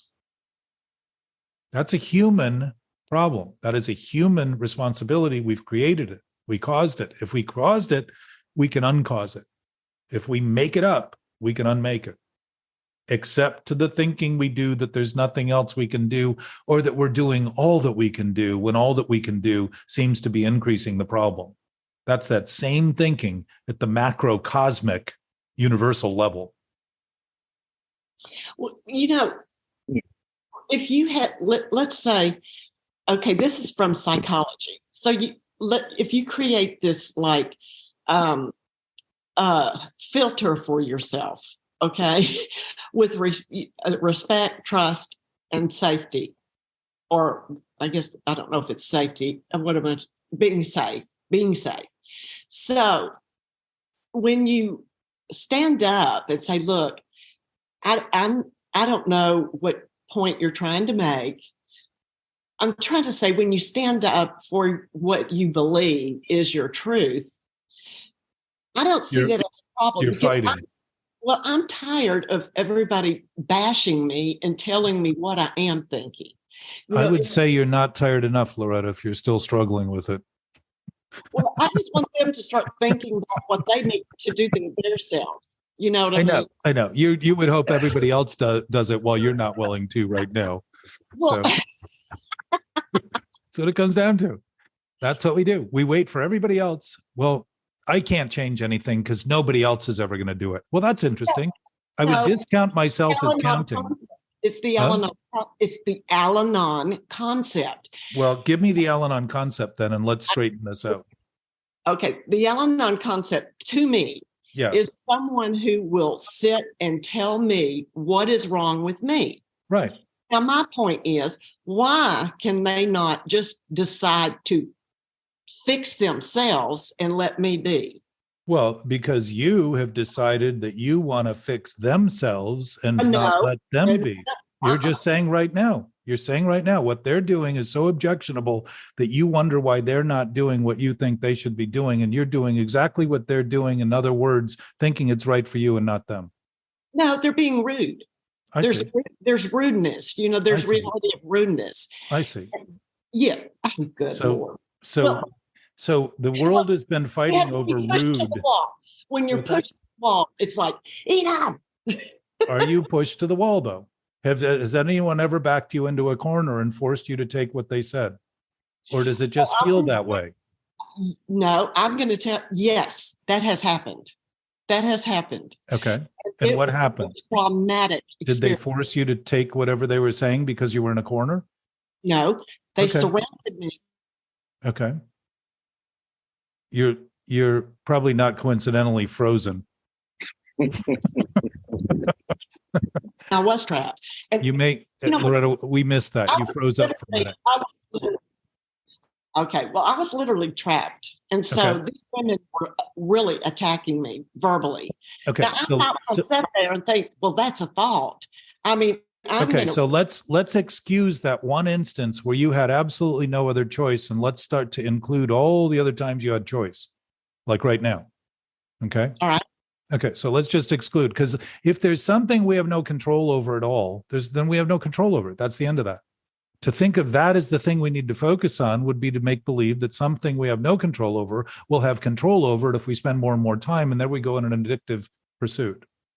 So if we just talk about what we're doing right here and now, we can talk about what we have control over, because it's what we're doing with what we're doing that's happening. So if you have ideas about circumstances that aren't happening right now, it may be worth considering the possibility is that what you're concerned about with them is what you're concerned about. And what you're seeing in them is what you're doing you don't think you're doing. And you keep hoping they'll stop because you're unwilling. And you're so tired of it and you're sick of it and you admit it. And I agree, you're probably sick of it because it's toxic to continue to do it because it's sick. But I would say you're not tired enough to stop. So what's it going to take? How much more exhaustion do you need before you might look and say, wow, I see them as doing what they shouldn't be doing. And is it possible that my seeing of them doing that is the exact same thing they're doing in different terms, but underlying is the same principle of I don't want them doing what they're doing? Yeah. What they're telling me is I'm doing what I shouldn't be doing? And I'm doing it worse to myself. They're bullies. Well, and you're doing it worse to yourself. You're a bigger bully than they are. Loretta, could you in your own brain have less of an impact as a bully, as an abusive self that you've created? Do you ever listen to the words that you use in the relationship you have? They're probably as bad as anyone else has ever spoken to you. Yeah. And we tolerate that stuff, thinking if we keep it quiet and don't talk about it openly, that isn't happening because we're not revealing it. And that stress we wear on our sleeve, it's written all over our face. We have terms for that. We see it. People know it because they sense it. We become the bully. Is that what you mean? Yes, that's the beauty of it. Exactly. You know why they hate, you know why you hate what they're doing? Because the loathing in you has been loathing that so long, and you have been tolerating it as though it was something to even tolerate, when all you were doing was supporting a self-serving thought that went around and around and around, serving the self of thought. You became the master of it and the slave to it, simultaneously beating yourself up, thinking you get better through abuse rather than, you know what abuse is? Abnormal use. What's an allergy? Abnormal response. And you're mad at this There's guy an because he's not recognizing your phone call. And you're mad because he's not recognizing you called him. It's so much deeper than that, right? It's not about the phone call, whether he called. It's like you're beating yourself up worse than anybody else. But it also doesn't mean that didn't happen and that can't be dealt with in a way that isn't so charged as to make it worse and end up threatening the relationship. You can use it as a stepping stone. Instead of being mad about that, you could say, oh my God, I realize I do that worse to myself, thinking I'm doing things that I'm not really doing. And then it's great. I didn't think of that too. I was feeling guilty, like making it sound like I invented this. Jack is the one that gave it to me. So I wanted to thank him. And then I got to sign off right now. So I wanted to say goodbye. And usually I'm here to the end, but I got to go meet somebody. Well, actually, what happened is I just said, you know what? You are right. And we both started laughing. So yes. I mean, Loretta, so just lie your way out of it. In that alone, to allow someone their own rightness, even if it's wrong, you can see that the result is inclusive and funny rather than more damning, exclusive and distancing and all that other stuff. It isn't to suggest that what happened didn't happen. What happened, and what's always happened is always happened. We fight over what we think happened. Love is never fought over. What we like is what's fought over. What we don't like is what's fought over. That's all. And you know what like and dislike is? A preference, a choice. Doesn't mean we can't have them. We do. It means that when we have them, it sometimes puts us in the way of other people's likes and dislikes. And it seems to be real and true when we conflict, when all we're doing is maintaining that our truth, our likes are better than their likes, and their don't likes shouldn't be liked. It's the same conflict. Well, and actually, if this is if you're dealing with a very, in a relationship, sometimes it's just better to let them be right. Consider that everyone in their own thinking always thinks they're right, or they wouldn't be thinking it. Exactly. And so it would say that most of what's being thought is wrong, being thought to be right. That's a major conflict amongst humans. And to see that is to start to expect it rather than think it shouldn't be there when you find it. Just start to see this thing we suffer with and struggle with is common enough to be recognized. If I'm doing it now to any degree, and I can assure you I have ideas culturally, historically, that I think are true and real that aren't true and real. I haven't had experiences to come up against them. And yet I probably come up against them all the time in my own doubt in other people and my own presumptions about other people and all that kind of stuff that's expressed. If that's the case and everyone else is doing that same thing, it makes a big difference to me to go out there into the world and say, you know, if I'm sick and don't think I'm sick, the chances are we're all somewhat sick and not thinking we're sick. So why am I going to pronounce what I think they should be thinking rather than start to simply admit what I'm doing? And the opening that happens is enormous because almost nobody tends to do that. To say, you know what? I want you to be right. I want us to be, I want us to be right. Right. And I want to start looking at things more inclusively than separately. And I made a call. Maybe it didn't go. I don't know. I don't have the capacity to understand all the complications that could have existed in the cell phone. This was an example. This was just. I know exactly. But here's the thing: we have so much in common. So why are we fighting? Because we're focusing on the microcosm. Bill says in the big book that we suffer from a lack of proportion. What does that mean? We take nothing and turn it into everything, and we take everything and turn it into nothing. Well, I should have. What's the use in fighting? What's the use is thinking someday you'll prove yourself right. You think just like drinking, someday it will make you better, and your thinking will crystallize, and all of a sudden you'll be able to drink sanely. That's the hope of every alcoholic, if I remember the book right. I think it's more of just letting it go. I mean, to me, it's like What is it that you're holding on to? But a thought. Well, no, in the moment, Jack. I'm talking only in the moment right now. All right. Right now. What is it? What, Jack, we have so much in common. Yes. So what's the use of fighting? What's that? What's the use of me trying to make myself right now? There is no use. Absolutely no use. It's a waste of time. That's what I'm saying. Well, it's only a waste of time if we begin to recognize that it's a choice we have to waste that time. And if we're doing it, we're choosing to waste the time. That's part of the point today, is starting to see that if that is happening, we're doing it. Not why and wonder, but you're right on the absolute point, Loretta. There is no usefulness in it at all, because you know why? It will never apply. Yeah. Why? It's not principled. Why? It's not principled. Why? It's not principled. Sometimes with honest, you think it's principled under honest. Of course. That's what lying is. It's exactly what lying is. We think we're not doing what we're doing for the sake of some greater cause, some greater moral. I'm not telling them the truth because if I did, it would lead to this, that, and the other thing. And that would be so wrong. It's okay for me to do wrong today. Well, I meant the truth being, well, this is the truth for, this is the truth for me. So it's like. Get used to the fact that truth ain't true. Well, it's just a thought. It's just a thought. And it isn't to say we can't think those thoughts and conclude that things are accurate. I use accurate rather than truth, because the difference is when I align my thoughts with things as they are, I start recognizing there's no conflict at all. I start realizing, I start knowing when I'm thinking thoughts that are conflicted by feeling the conflict and saying, wow, I feel the emotional turmoil. I feel the inner conflict. Those are evidence that I'm doing something that isn't accurate, that's maligned. What's malignment? It's not aligned. If you're trying to get water into the dam and the water's going off the other direction, you got a major leak. It's almost like an alarm. Exactly. It is a sign. What's body language? Mm-hmm. A sign. What are we feeling? How do we assess the feelings? Listen, they always come with words. Why? Because we're thinking about the feelings and turning in the feelings. The raw data we're getting, we're turning into thoughts. I feel bad. I feel wrong. I feel out of place. I feel disconnected. I feel self-loathing. I feel self-hatred. I really hate myself. And sometimes we don't admit those things, but we're thinking those things.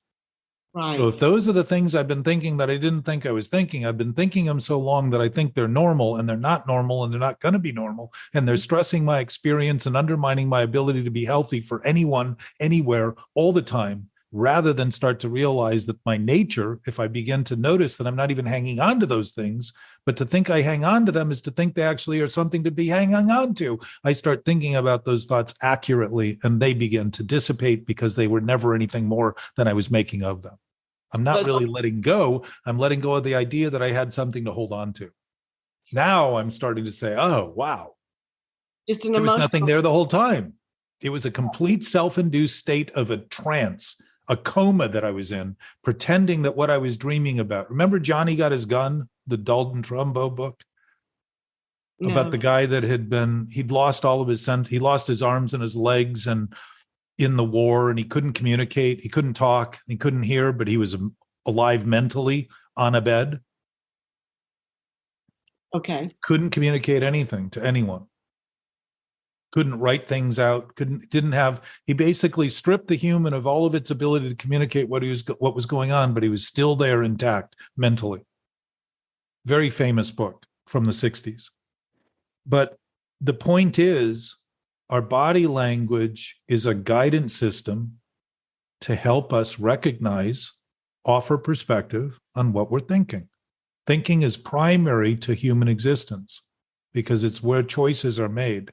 And nothing we ever do, since thinking is a choice, it's an action. And since it's happening, it's based in reality.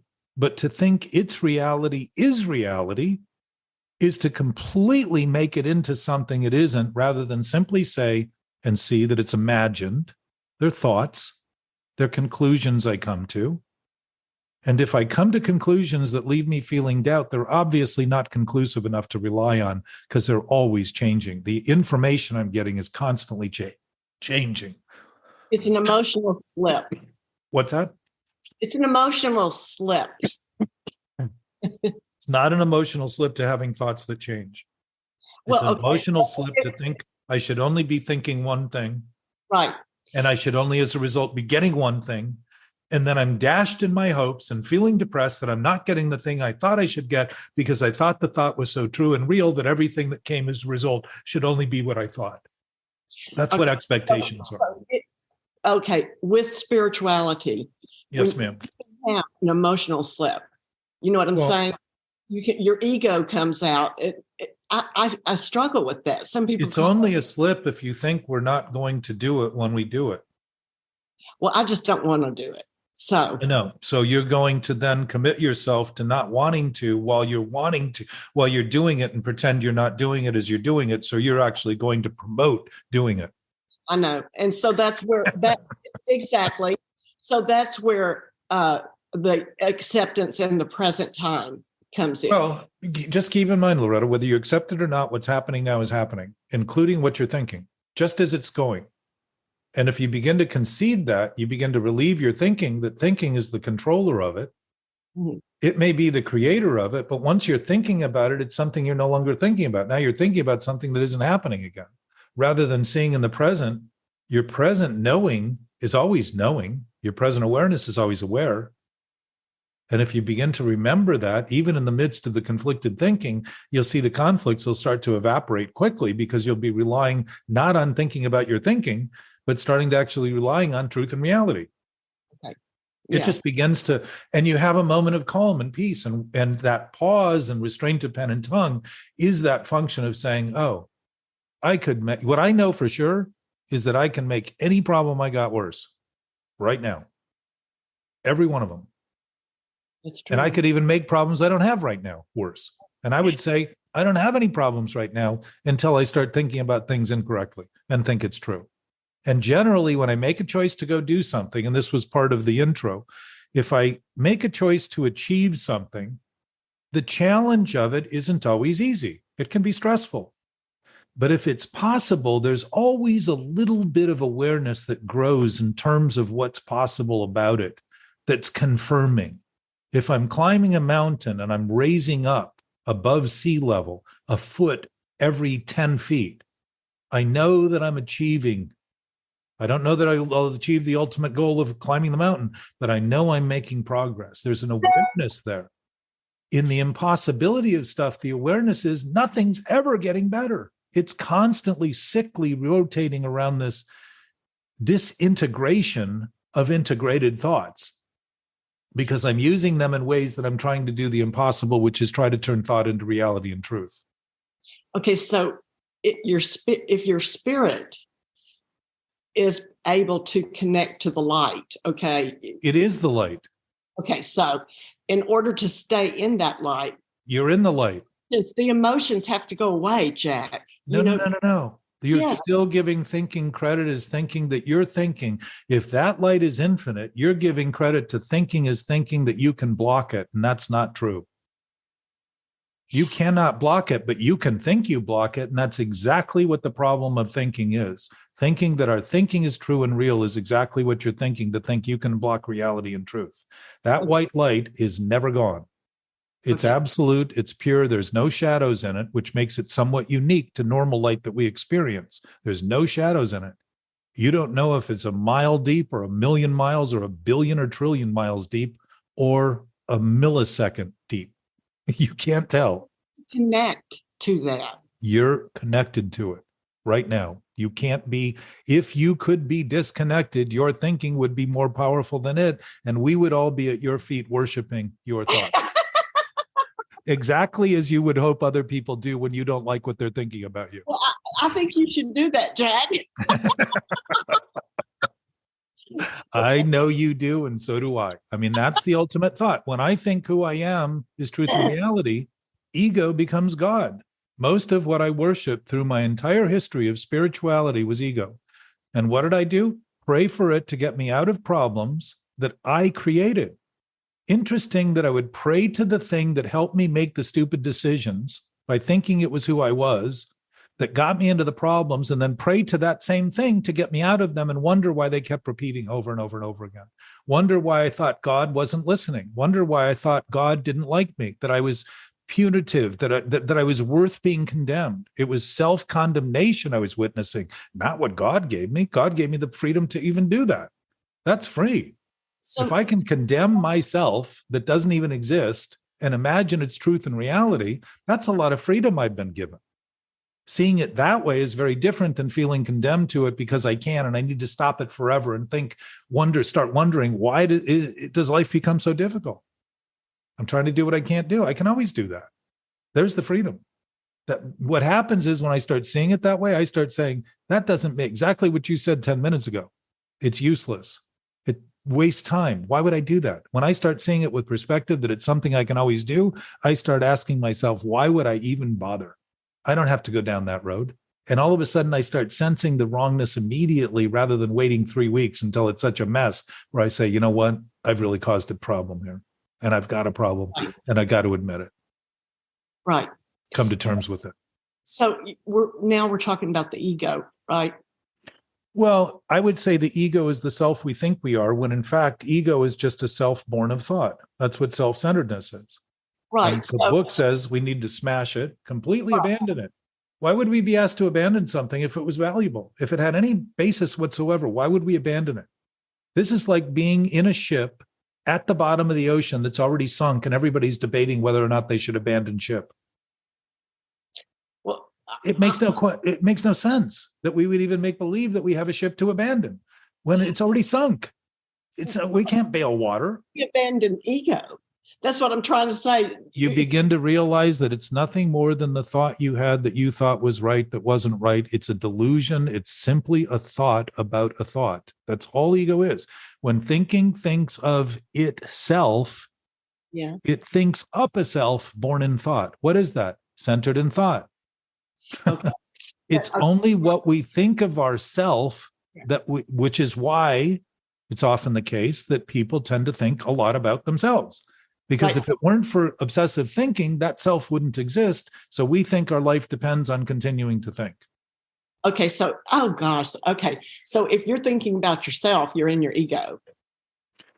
No. If you're thinking about yourself as thoughts you're thinking about it correctly. It's just what I'm thinking about my thinking. I'm not thinking about myself. I'm thinking about the self born of thought. Now I'm thinking accurately about it. And I say, I can always think about myself in whatever way I want.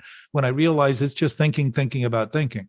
When I think it's who I am, now I've crossed the line and I'm again thinking thoughts are real and true. And as a result, I'm the creative reality and wondering why reality and truth seem so distant and hard to find. And I got to struggle and strive through life to get there. It's impossible to find the place you're in if you don't believe you're there.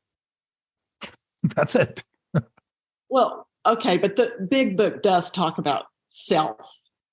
Absolutely. Talks about letting go. Absolutely. Yeah. Talks about completely abandoning. Okay. So this is what I want to get away from. No, Yes, you're the getting away is suggesting it's not where you are. It's the where you are that you eliminate the process of thinking it's got to be gotten away from, because all you're thinking of is that it's real where you are now. And you think getting away from it is going to change it as though it will stay there. That's another thought, thinking it's real enough to stay where you're leaving. It's going to go with you wherever you go, which is convenient. So you always have the opportunity to notice where the source of the problem is, which is in the choice of your thoughts, nothing more. That's it. sometimes I have 5-year-old thoughts, when that one comes out. So I mean, I have 3-year-old thoughts, so I'm with you. We should go to the playground together someday. well, that's right. You would get on. You would have to do what I say at the playground. I'm not sure that would be called play. Sounds like work. Anyway, the point of this discussion is not to believe in it, not to trust it, not to have faith in it, not to have hope in it, not to agree with it. Simply consider it. And a consideration is considering that it could be possible, it might be possible, maybe it's possible. Just a door that could open. And then realize the door has never been shut. It's my own willingness to make believe things are real and true enough to shut me off from reality and truth that gives me the impression the door is open or closed. And then Jack Kerouac said, the enlightened man, and I think he was including women in this because he loved women, recognizes he's always been enlightened. She's always been enlightened. That's the enlightenment, is saying, oh, I've always been here, exactly where I am, as I am, whole and complete, along with everything else, sharing that essence with everything that is and everything that are, all that are and all that is, everywhere, not just somewhere, not just someplace, not just someone, not just something, everything, always. And why wouldn't I grieve over making believe all I was what I thought, and thought that my life depended on constantly, chronically thinking about the self I thought I was? Right. Giving me the impression that the abundance of life is scarce and rare and odd, and that disease is the nature of our existence rather than healing, is the absolute nature of beginning to recognize that when I'm not imposing this toxicity on my system, my bodily systems get better quickly. Progression. Do you understand progression and recovery? Yes. We might have talked about this last week. Michael, you may not understand that, given that you're not an alcoholic or drug addict, or at least at this point admitted. You might be working on it. I don't know. But I'm a few drinks away, Jack. I'm a few drinks away. I'm only one away. So I'm almost there. I'm only one away. The concept of a progressive disease is that if I stop drinking for 10 years and start drinking after that 10 years, that I will very quickly drink as though I never stopped for that 10 years. That my drinking will catch up to the level that it would have if I'd never stopped drinking. So I will be as bad as I would have been had I never stopped, fast. Normally, I've watched people do this. They're dead in a year and a half or two, sometimes less. And let me tell you, that's very real because I just experienced it. I slept, I think, 100 and maybe 40 days ago. And so when I drank, it was worse it affected me worse, so much worse. It had progressed to a different. Yes. You just drink faster, and it's so it's what happens is it starts this alcoholic thinking, all over again. Well, my sense is that because the thinking hasn't been treated during that part of sobriety, seeming sobriety, you haven't been drinking, but the problem's been getting worse. And the reason we drink more is because we're denying the problem. As the problem gets worse, we need to drink more to stay ahead of it, to feel better. So what used to be a drink would work, then becomes 12 drinks, doesn't work. And 2 bottles doesn't work because the problem's growing the entire time.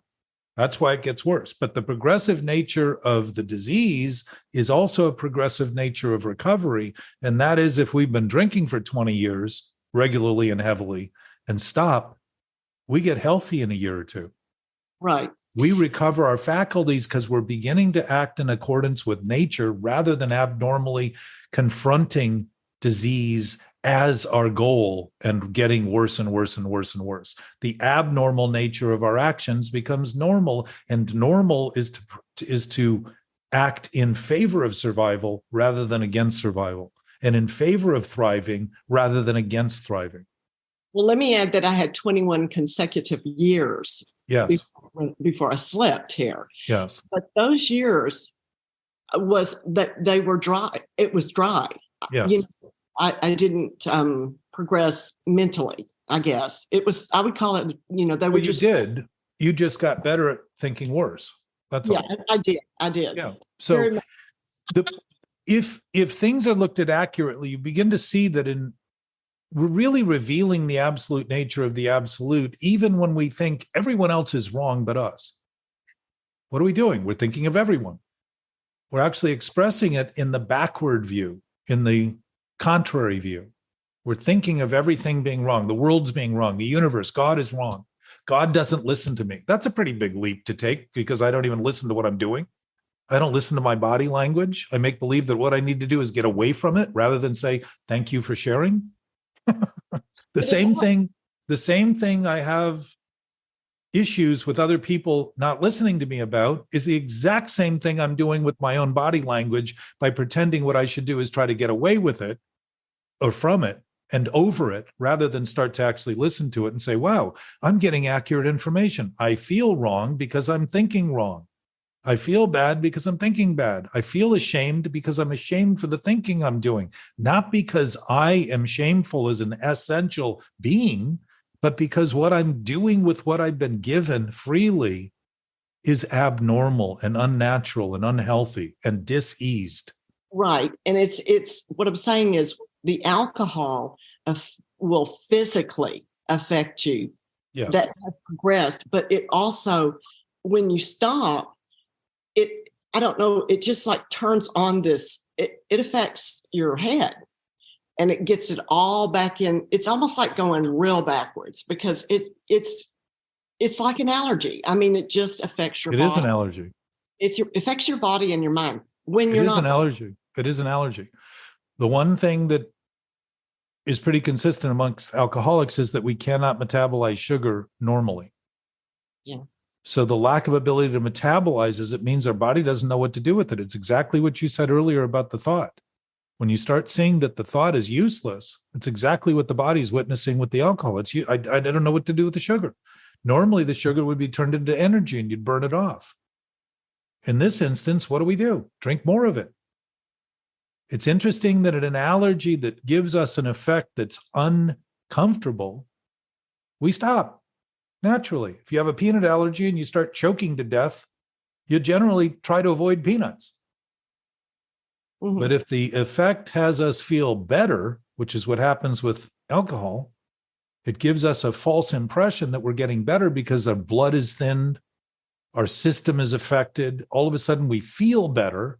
We think we've beat the problem when the problem is continuing to grow because what we're learning to do is get worse. In the name of feeling better, you don't feel better. Well, the symptom is attempting to feel better while the problem is continuing to get worse. Again, we're looking at the result rather than the cause.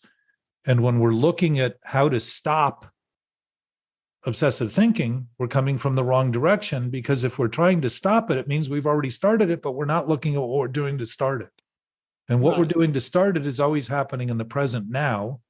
So if I'm restarting the same old thinking and thinking that the new faces I'm attaching to it and the new places I'm attaching to it and the new time I'm attaching to it and the new circumstances I'm attaching to it and the new consequences are all different, I'm missing the principle of the fact that it's exactly the same thing I'm doing right now by even thinking there's something to fix. Yeah.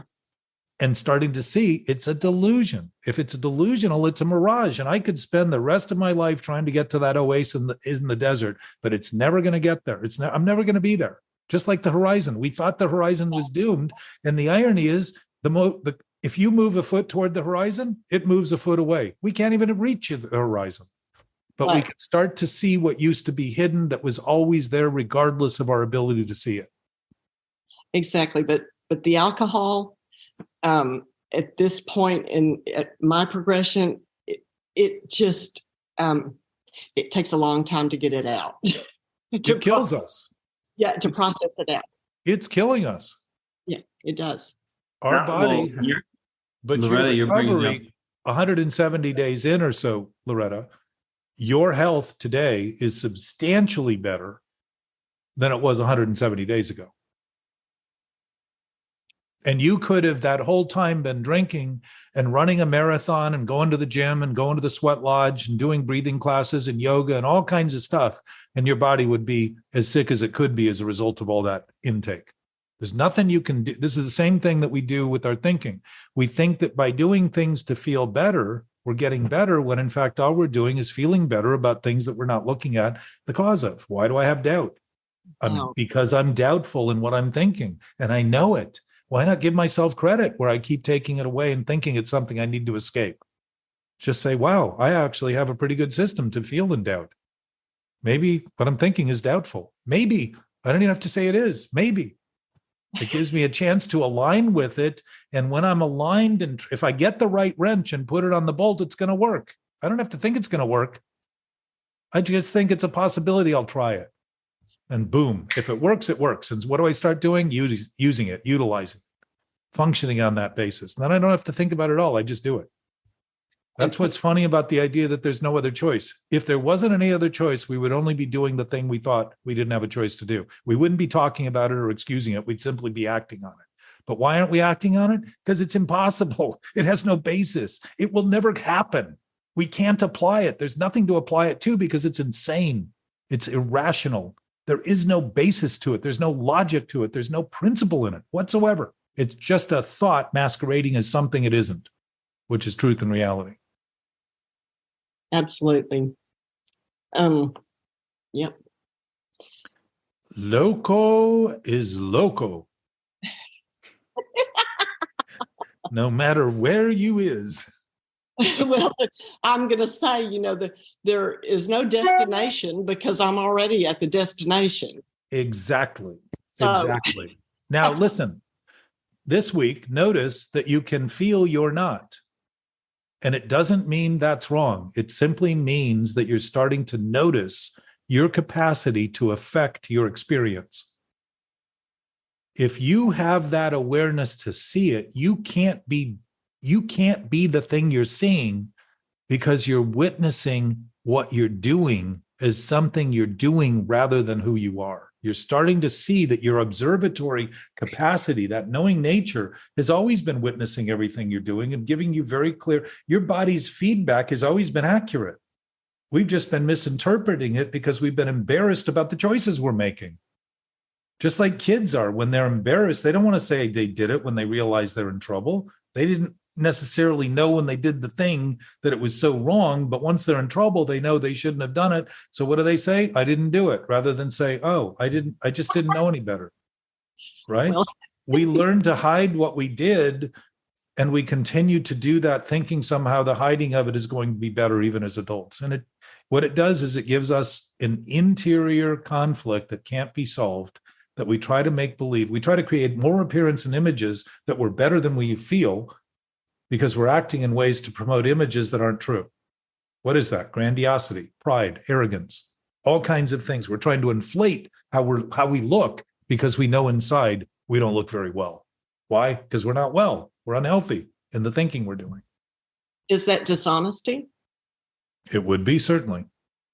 So if you pray for the willingness to have an open mind, you already have it. So what you're praying for, if you're praying, is to ask yourself why you continue to think you don't have the thing you're praying for. And now you begin to see that what is the 11th step says? Praying only for God's will. Why? That's all there is. I don't have any will. All I have are choices. And when my choices think they're real and true, I think I'm God. And I don't think God's will exists. So what am I told to do? Remember that the only will that really exists is the abundant nature of an absolute, loving, infinite, unlimited whatever it is. We use God as a name. That's all that it is. It's a name. I guarantee you God is not running around anywhere with a name tag or a lanyard. Isn't God in you? In and out. Okay. It isn't something that could be in if it weren't out. It would suggest that it's only in and not.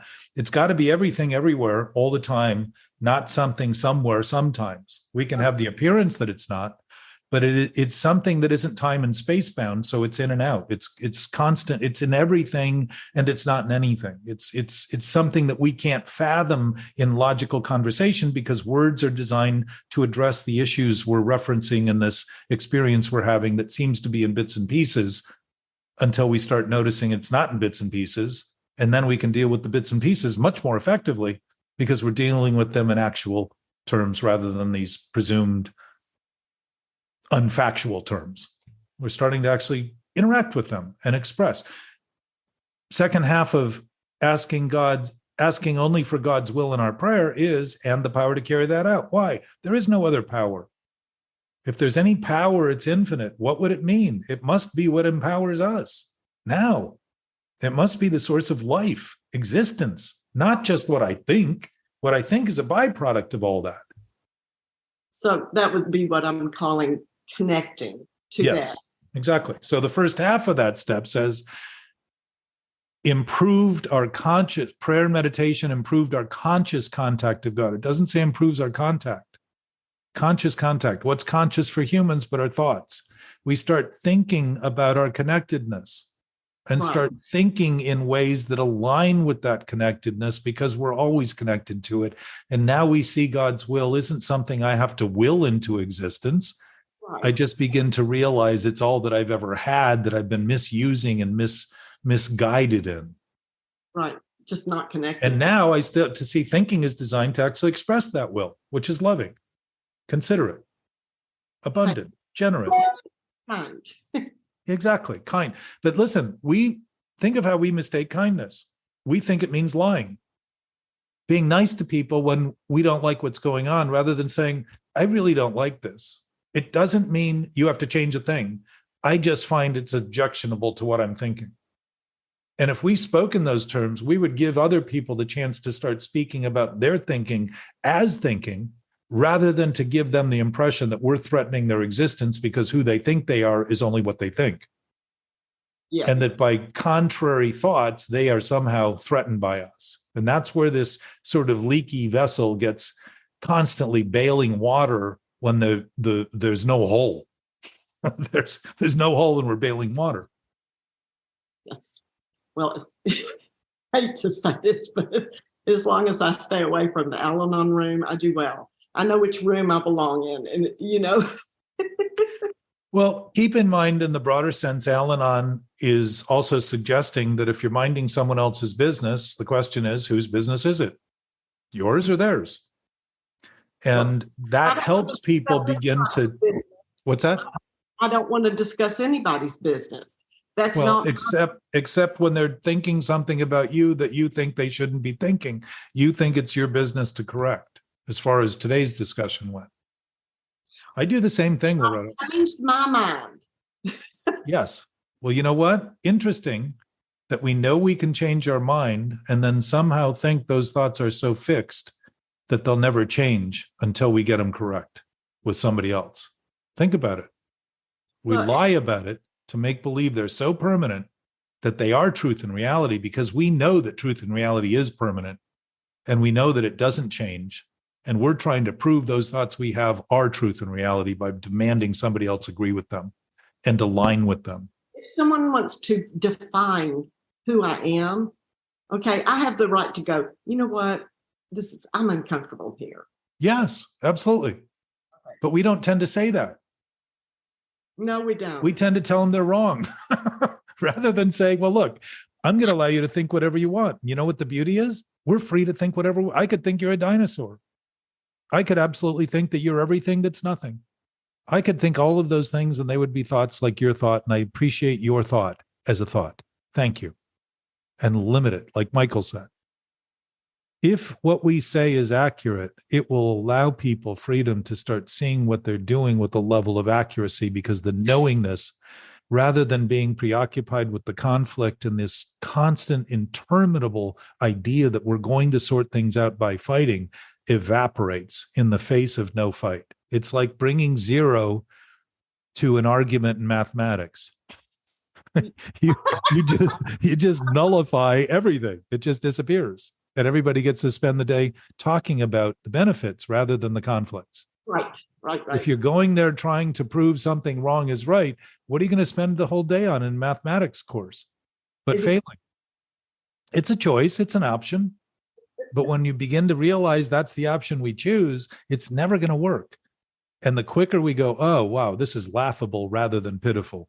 The only reason I think it's pitiful and I feel demoralized is because I think it's moral and not pitiful to continue.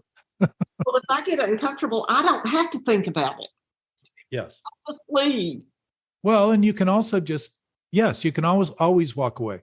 But as you're talking, you're saying things that are very insightful and very observant, and can also be very, very constructive in conversations by simply saying, this makes me uncomfortable. I'm uncomfortable in this. You're admitting at least what you're feeling.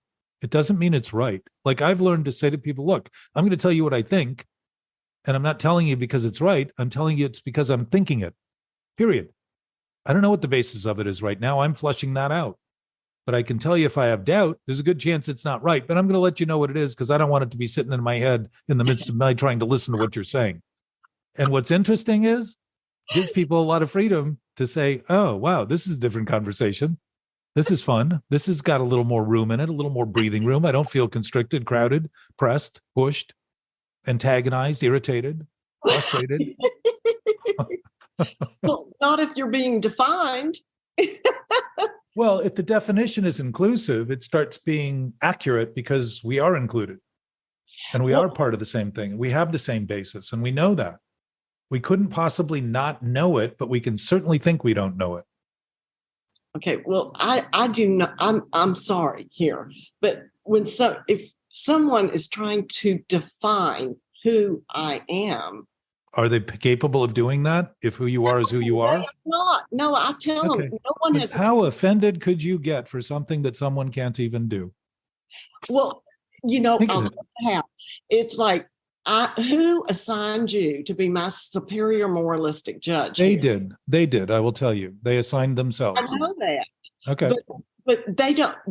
They're not assigned to me. They think they are. But you've assigned yourself to thinking what they're doing shouldn't be happening. No. Why are you reacting? Why are you reacting? No, I'm not reacting. I'm just making a statement. Okay. Making a statement. Okay. That's all. Okay. Now, reacting, you haven't seen me react. I mean, that's a 5.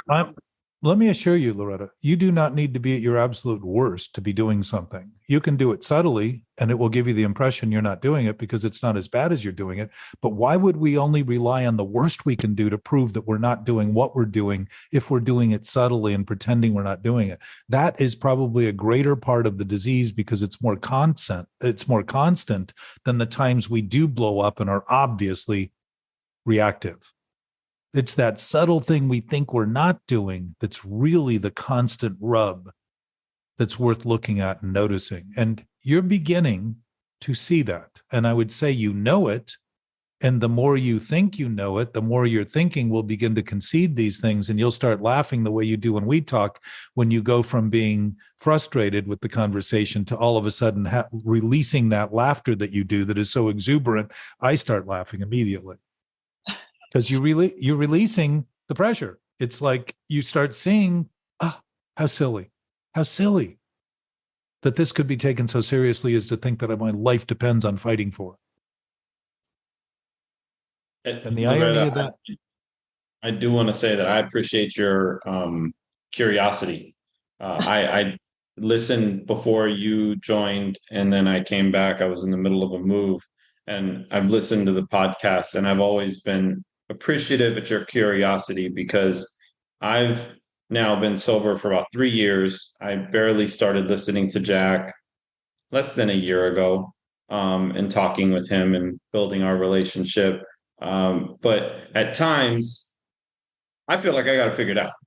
I listen to Jack, I got my tools, I go to the gym, like I'm good, and even Anthony, he's not here, and I want to tell him, hopefully he gets to listen, but it's nice to hear people that are as curious as you and they're willing to be as vulnerable as you are with asking some of the questions, because some of the questions that you ask, I'm just apprehensive to ask.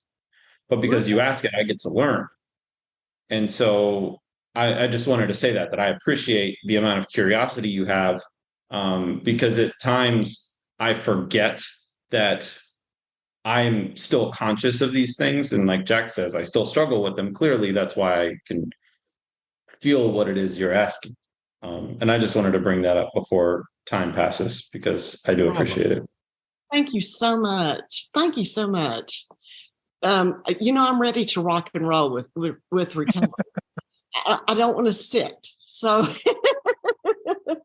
Loretta, you have a great freshness, you have a great willingness, and I think your 20 years of that dry drunk gave you the platform to begin to see that there was something else going on that you weren't paying attention to. And it's unfortunate that we seem to have to go so far to finally get our own attention, when in fact, if I do it in any little way today, I'm building that platform to continue doing it and doing it and doing it while I'm thinking I'm not doing it, rather than to begin. What I said to myself is, I think I'm probably doing it almost all the time if I haven't been fully realized, in a sense that I have no problems and I am actually creating a world that is thinking and loving ways so commonly that it's seen as our nature rather than something that's odd, like the way we think of disease being so natural, where healing seems to be a miracle. The fact is, our bodies are designed to heal, and disease is the exception. It's not the common denominator between us. It's something that happens rarely compared to the health that we exhibit, even in the face of all the things we do that are not healthy, that cause problems in our systems. We have enormously durable systems to withstand the tirade of toxic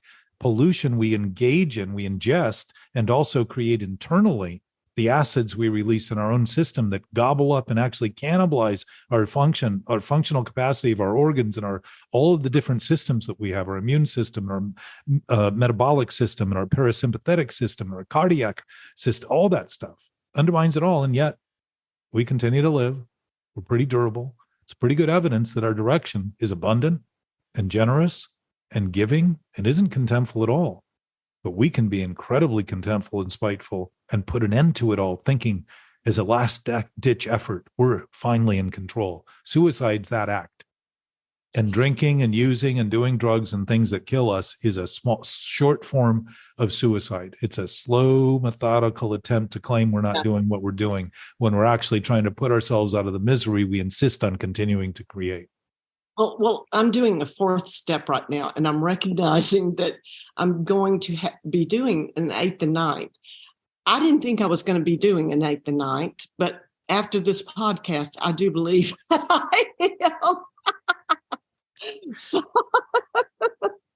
You know what our experience is a chance to express the abundance that we naturally have, which is the gift we get to give back, to do what we can to make right the wrongs that we sowed in the world that may still be out there in some way that we can't even calculate or fathom, and start to actually function in a way that's much more meaningful and useful and whole, because we're operating on everyone's behalf rather than our own seeming behalf, as though we're alone and disconnected and apart, while we're absolutely a part and intimately part of everything. You can't be apart from something you're a part of. It's impossible. It's insane. When the insanity starts being looked at, it becomes laughable to imagine that we ever took it so seriously. And it's just a function of perspective that allows that, but also beginning to see that the absolute state of being is always absolute. And to begin to see that is to begin to really put our thoughts into the proper order, so that disorders don't become the nature of the consequences we create in the anxious disorders and the metabolic disorders and the immune disorders that we create, because our thinking is thought to be primary when it's simply primary to the body that contains it. And that is secondary to the life that provides it. However that happened. I'm not going to call it creation. I'm not going to call it evolution. It doesn't matter. However it happened, it is happening. And if it is happening, we can at least concede it's happening with confidence without getting into the debate of how it happened, why it happened, and what we should be doing about what's happening when what we've been doing is undermining everything that's happening. Right. It's, stoicism in a way. Has a lot of that in it. There's a lot of practicality in principles. As a matter of fact, they're all practical. Why? Because they can, by practicing them, they're useful. That's practical. They work. It's interesting. They work. Yeah. Virtues. Well, now, how long My ago was turn that? to go, 30. guys. Love you, Jack. Michael. Appreciate Love you, it. Michael. Say hi to Anna. Will do. 3,500 years ago, they were thinking about that. It's making a comeback today. Why? Because we've been impractical so long, we're looking for a practical solution to the impracticality of the common problem that we're witnessing. And people are looking for practical solutions. Well, there wasn't any social media back then, so social media couldn't have been the problem for them to develop stoicism. And there wasn't any internet, and there weren't cars, and there weren't major cities and all that kind of stuff, though I imagine Athens and Rome had some roots in civilization by then, and not the way we do today. So all those problems seem to be there then too, because the thinking was there. And the thinking that was thinking wasn't always thinking healthy enough to not need some stoic to end up talking about. I think it was Zeno who created the whole concept. And we're thinking about it today. Why? Of course, we know better. We're looking for solutions because we're busy creating the problem and thinking that we have nothing to do with it. We're at the center of it. Absolutely. John, good to see you. Yes, sir. I've been moving around, but that's why you had no image. But I'm here the whole time. Appreciate it. It's good to see you. Say hi to Leslie. Shall, thank you. She was listening to the whole show. Oh, good. Hi, Leslie. She can't hear you, Jack. Hi, Leslie. Hi, Leslie. Nobody can hear you guys. Jackie, good to see your soccer clothes, I think, or something. Thank you. Good to hear everybody. Yeah, it was good. Loretta, you are a breath of fresh air in here. You're newly returned after a slip. I would say that slip has introduced you to the potential of that 20 years will be realized very shortly compared to the 20 years it took to get you to the point you thought the best thing you could do was pick up a drink. Well, and you're seeing it. You're seeing it. I would say you're accelerating, because I remember when we first started talking, you were pretty desperate about a lot of issues, and you're a lot more intrigued and curious and interested in what's going on now. So that's the progressive nature of recovery. It's getting better faster and not ever having anything to regret, because the value of that 20 years ends up being the root of what it is that's allowing you to start to see things differently today. And what's interesting about truth and reality, it's always been true and real. It's not a secret. It's not a mystery. And when we start aligning with it, we know, and we know we always knew. We just see how thinking impacts us to give us an impression that isn't true. And if we maintain that impression, depression becomes the state of our awareness that it's happening. Depression's inevitable from defending against impressions that are being made. They're weighty impressions. Wow. No. And it becomes depressing. And anxious disorders are all coming out of this disorder of thinking. Thinking first, rather than thinking is a byproduct. Thinking is something we do. It's not who we are. It's something we do. Just like if I'm driving a car and all of a sudden I think I'm the car, that would mean I could take my hands off the steering wheel. And now today, this is actually possible, even though it doesn't always lead to getting where you're going, because the mechanisms don't always work. But if I could think my car into right action, I could sit in the back seat and let it drive. But it seems to need and require some interactive functional capacity on my part to actually utilize it. And it's exactly what our bodies are. We have been given bodies. They aren't who we are. They're at our disposal, literally, to dispose of them sooner than later is to keep from being able to have more to do in favor of others. Doesn't make sense if that's what we're here to do. To fulfill the potential of our capacity is to start thinking in the potential of all that is and all that are, and recognize that basis guides our decisions in ways that would never happen if we're all thinking about what we think is happening rather than what's actually happening. You can't tell me though that you're thinking that you're anorexic, or are you saying that? I would say those are byproducts of thinking that's sick that we have used to help hide pain, and that trauma that we have not faced because we haven't let it unravel. As I've told everybody here, and wasn't that happy to admit it first, but I had a panic attack, 2 panic attacks when I started noticing all this. Because I had stored all that fear in my system, and I thought it was normal to hide it and keep it down. And when I started admitting it and saying, man, if I've all just been thinking this and thinking my thinking is who I am, and all of a sudden I just got overwhelmed by the sensation that I'd been trying to run from. Yeah. And I got, I call it a panic attack. I don't know that it actually was, but it felt like I was dying. It felt like I needed an ambulance. It felt my body turned gray. It felt like I couldn't breathe. My heart seemed to be racing. But my sense was I was facing fear I'd never bothered to face, because as I walked myself through it for the next few hours, it all started to dissipate, and it's never returned in that level of awareness. Not to say it can't. Yeah, but this has to do with control. Okay. Well, I thought I was controlling the fear by not feeling it and thinking that I was numb to it, thinking it wasn't happening because I'd worked this unconscious level where I thought I wasn't thinking what I was thinking, and maintaining it, thinking that somehow that meant I was in control of it, when what was happening, it was growing. Just like when I'm drinking and feeling better and thinking that's a solution, I'm ignoring the problem and the cause. So what's happening? It's getting worse. Like a leaky sink does not repair itself.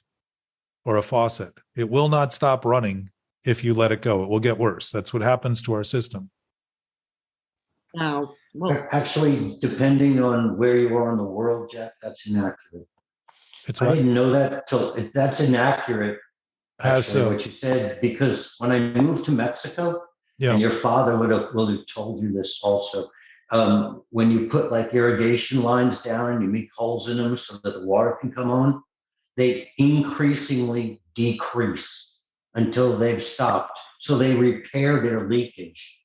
The system. I never understood that until I got to Mexico and realized that leaks in Mexico get better.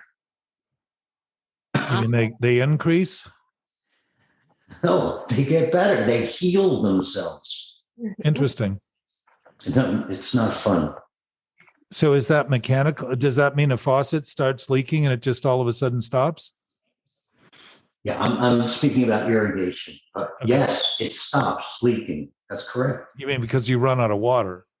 Negative. It's because the heat is so intense that the pipes actually heal their injury. Okay. Yeah. Well. Okay.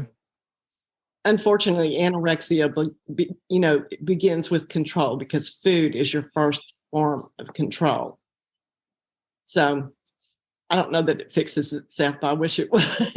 Well, I don't, I may have had a poor metaphor because many of them have exceptions to them. But I think the point is, Loretta, if we're trying to manage pain that's getting worse by managing it, and we're trying to maintain the pain by denying it, we're thinking it isn't there while we're actually managing and maintaining it. And it creates this lopsided opinion that constantly has to get better at thinking it isn't happening. So we get better at denial. And pretty soon all we are is appearance rather than substance. And the substance of our appearance is weak because there's no substance to the appearance we're promoting. And what do? We fail, miserably, and keep doing things trying to correct the thing we think we're fixing. So eating is a very difficult addiction because it's not something it's the same with thinking. Thinking isn't what we're here to stop doing. Thinking is what we're here to start employing in a way that's functional and useful and whole, and recognize how it is that we undermine that potential. The same with the bodily disorders. They're all coming out of some form of toxic thinking, and we're just using it as a distraction to the ultimate issue that we haven't quite admitted. And that issue is always in the present. It's always available. It's always available to be looked at, to be confronted.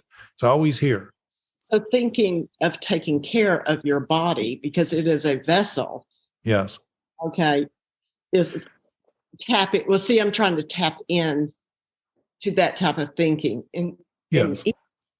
Well, and don't tap, just do it. You'll see that if we've been drinking poison and wondering why we were getting sicker and kept drinking more poison and wondering why we were getting sicker, it wouldn't mean we had to all of a sudden, if we stopped the drinking of the poison, regardless of what we thought, and thought, I'm not going to get sicker if I stop drinking poison, or I'm going to get better, the thinking would be irrelevant to the action. If we took the action that was healing, we would naturally get better. Our bodies would get better. It's not because it's the thinking that's sick that's causing the problem, and we're maintaining the sick thinking. So the body will get better without us thinking it has to get better, because it naturally knows what to do. It doesn't take thinking. We know, our bodies know how to heal. Our bodies know how to maintain balance. It doesn't mean they're going to do it in all cases, because we have, historically, DNA adapts to experience. It's always changing, mutating, and all that stuff. And there are mutations that I'm sure that we've all inherited that are creating genetically predisposed conditions. So the question is, do we want to continue to make them worse for the next generation? Or are we interested potentially in actually relieving our body so it begins to adapt to the actual environment around us, so that it's better equipped to deal with that environment in successive generations? If we're concerned about family, that would be the concern, not just the immediacy of people who are alive and think we need to huddle together around that. It's about the entire species. And that would be, obviously, I think, a more global way to look at it. So, yeah. And the other thing is that if our body has the capacity to heal, and we're constantly imposing stress that undermines its ability to heal, the healing we can do now with the DNA we have is not going to get better. It's going to seem worse and seem as though we have nothing but to do but face those inevitable problems, because we're continuing to add stress to the system, undermining our body's ability to heal naturally. So it's mind, body, and spirit. So love you guys. Thank you so much. You. I'll talk to you during the week, Loretta, Jackie. I'm very glad to have you here. Haven't seen you in a month or so. Been a while. Good to be here. Yeah. God, we are the faucet. God is the water. What was that? We are the faucet and God is the water. Yeah. Yeah. Well, and even that means the water's always there. We we determine how well we're going to express it, while there's never any limit to the water. Right. It's like the faucet's actually at the bottom of the ocean. Yeah. And we just determine whether or not we're going to utilize that water that's in it and out of it. I'm going to empty that ocean. Well, in these terms, what's interesting is emptying it would also be filling it, because you're starting to think in absolute terms. So things don't get, when we give everything away, we keep everything. So right. The way to live is to give everything away we think is real. And what do we get to keep? Everything. I want God to, like a ton of God water, just pour out of me constantly. There is no loss in what isn't limited. None. There's no loss. You can give it all away, and what you do is you get to keep it. I can hoard God. Yes. You already are. If it's infinite, you can't have more than that. So you don't even have to hoard it to have it all. So pretty cool. Love you guys. Okay, thank you so much, Carry Jack. on. I'll talk to you during the week, Loretta. Okay. Bye. Bye. Bye, Jackie. Thank you all for listening.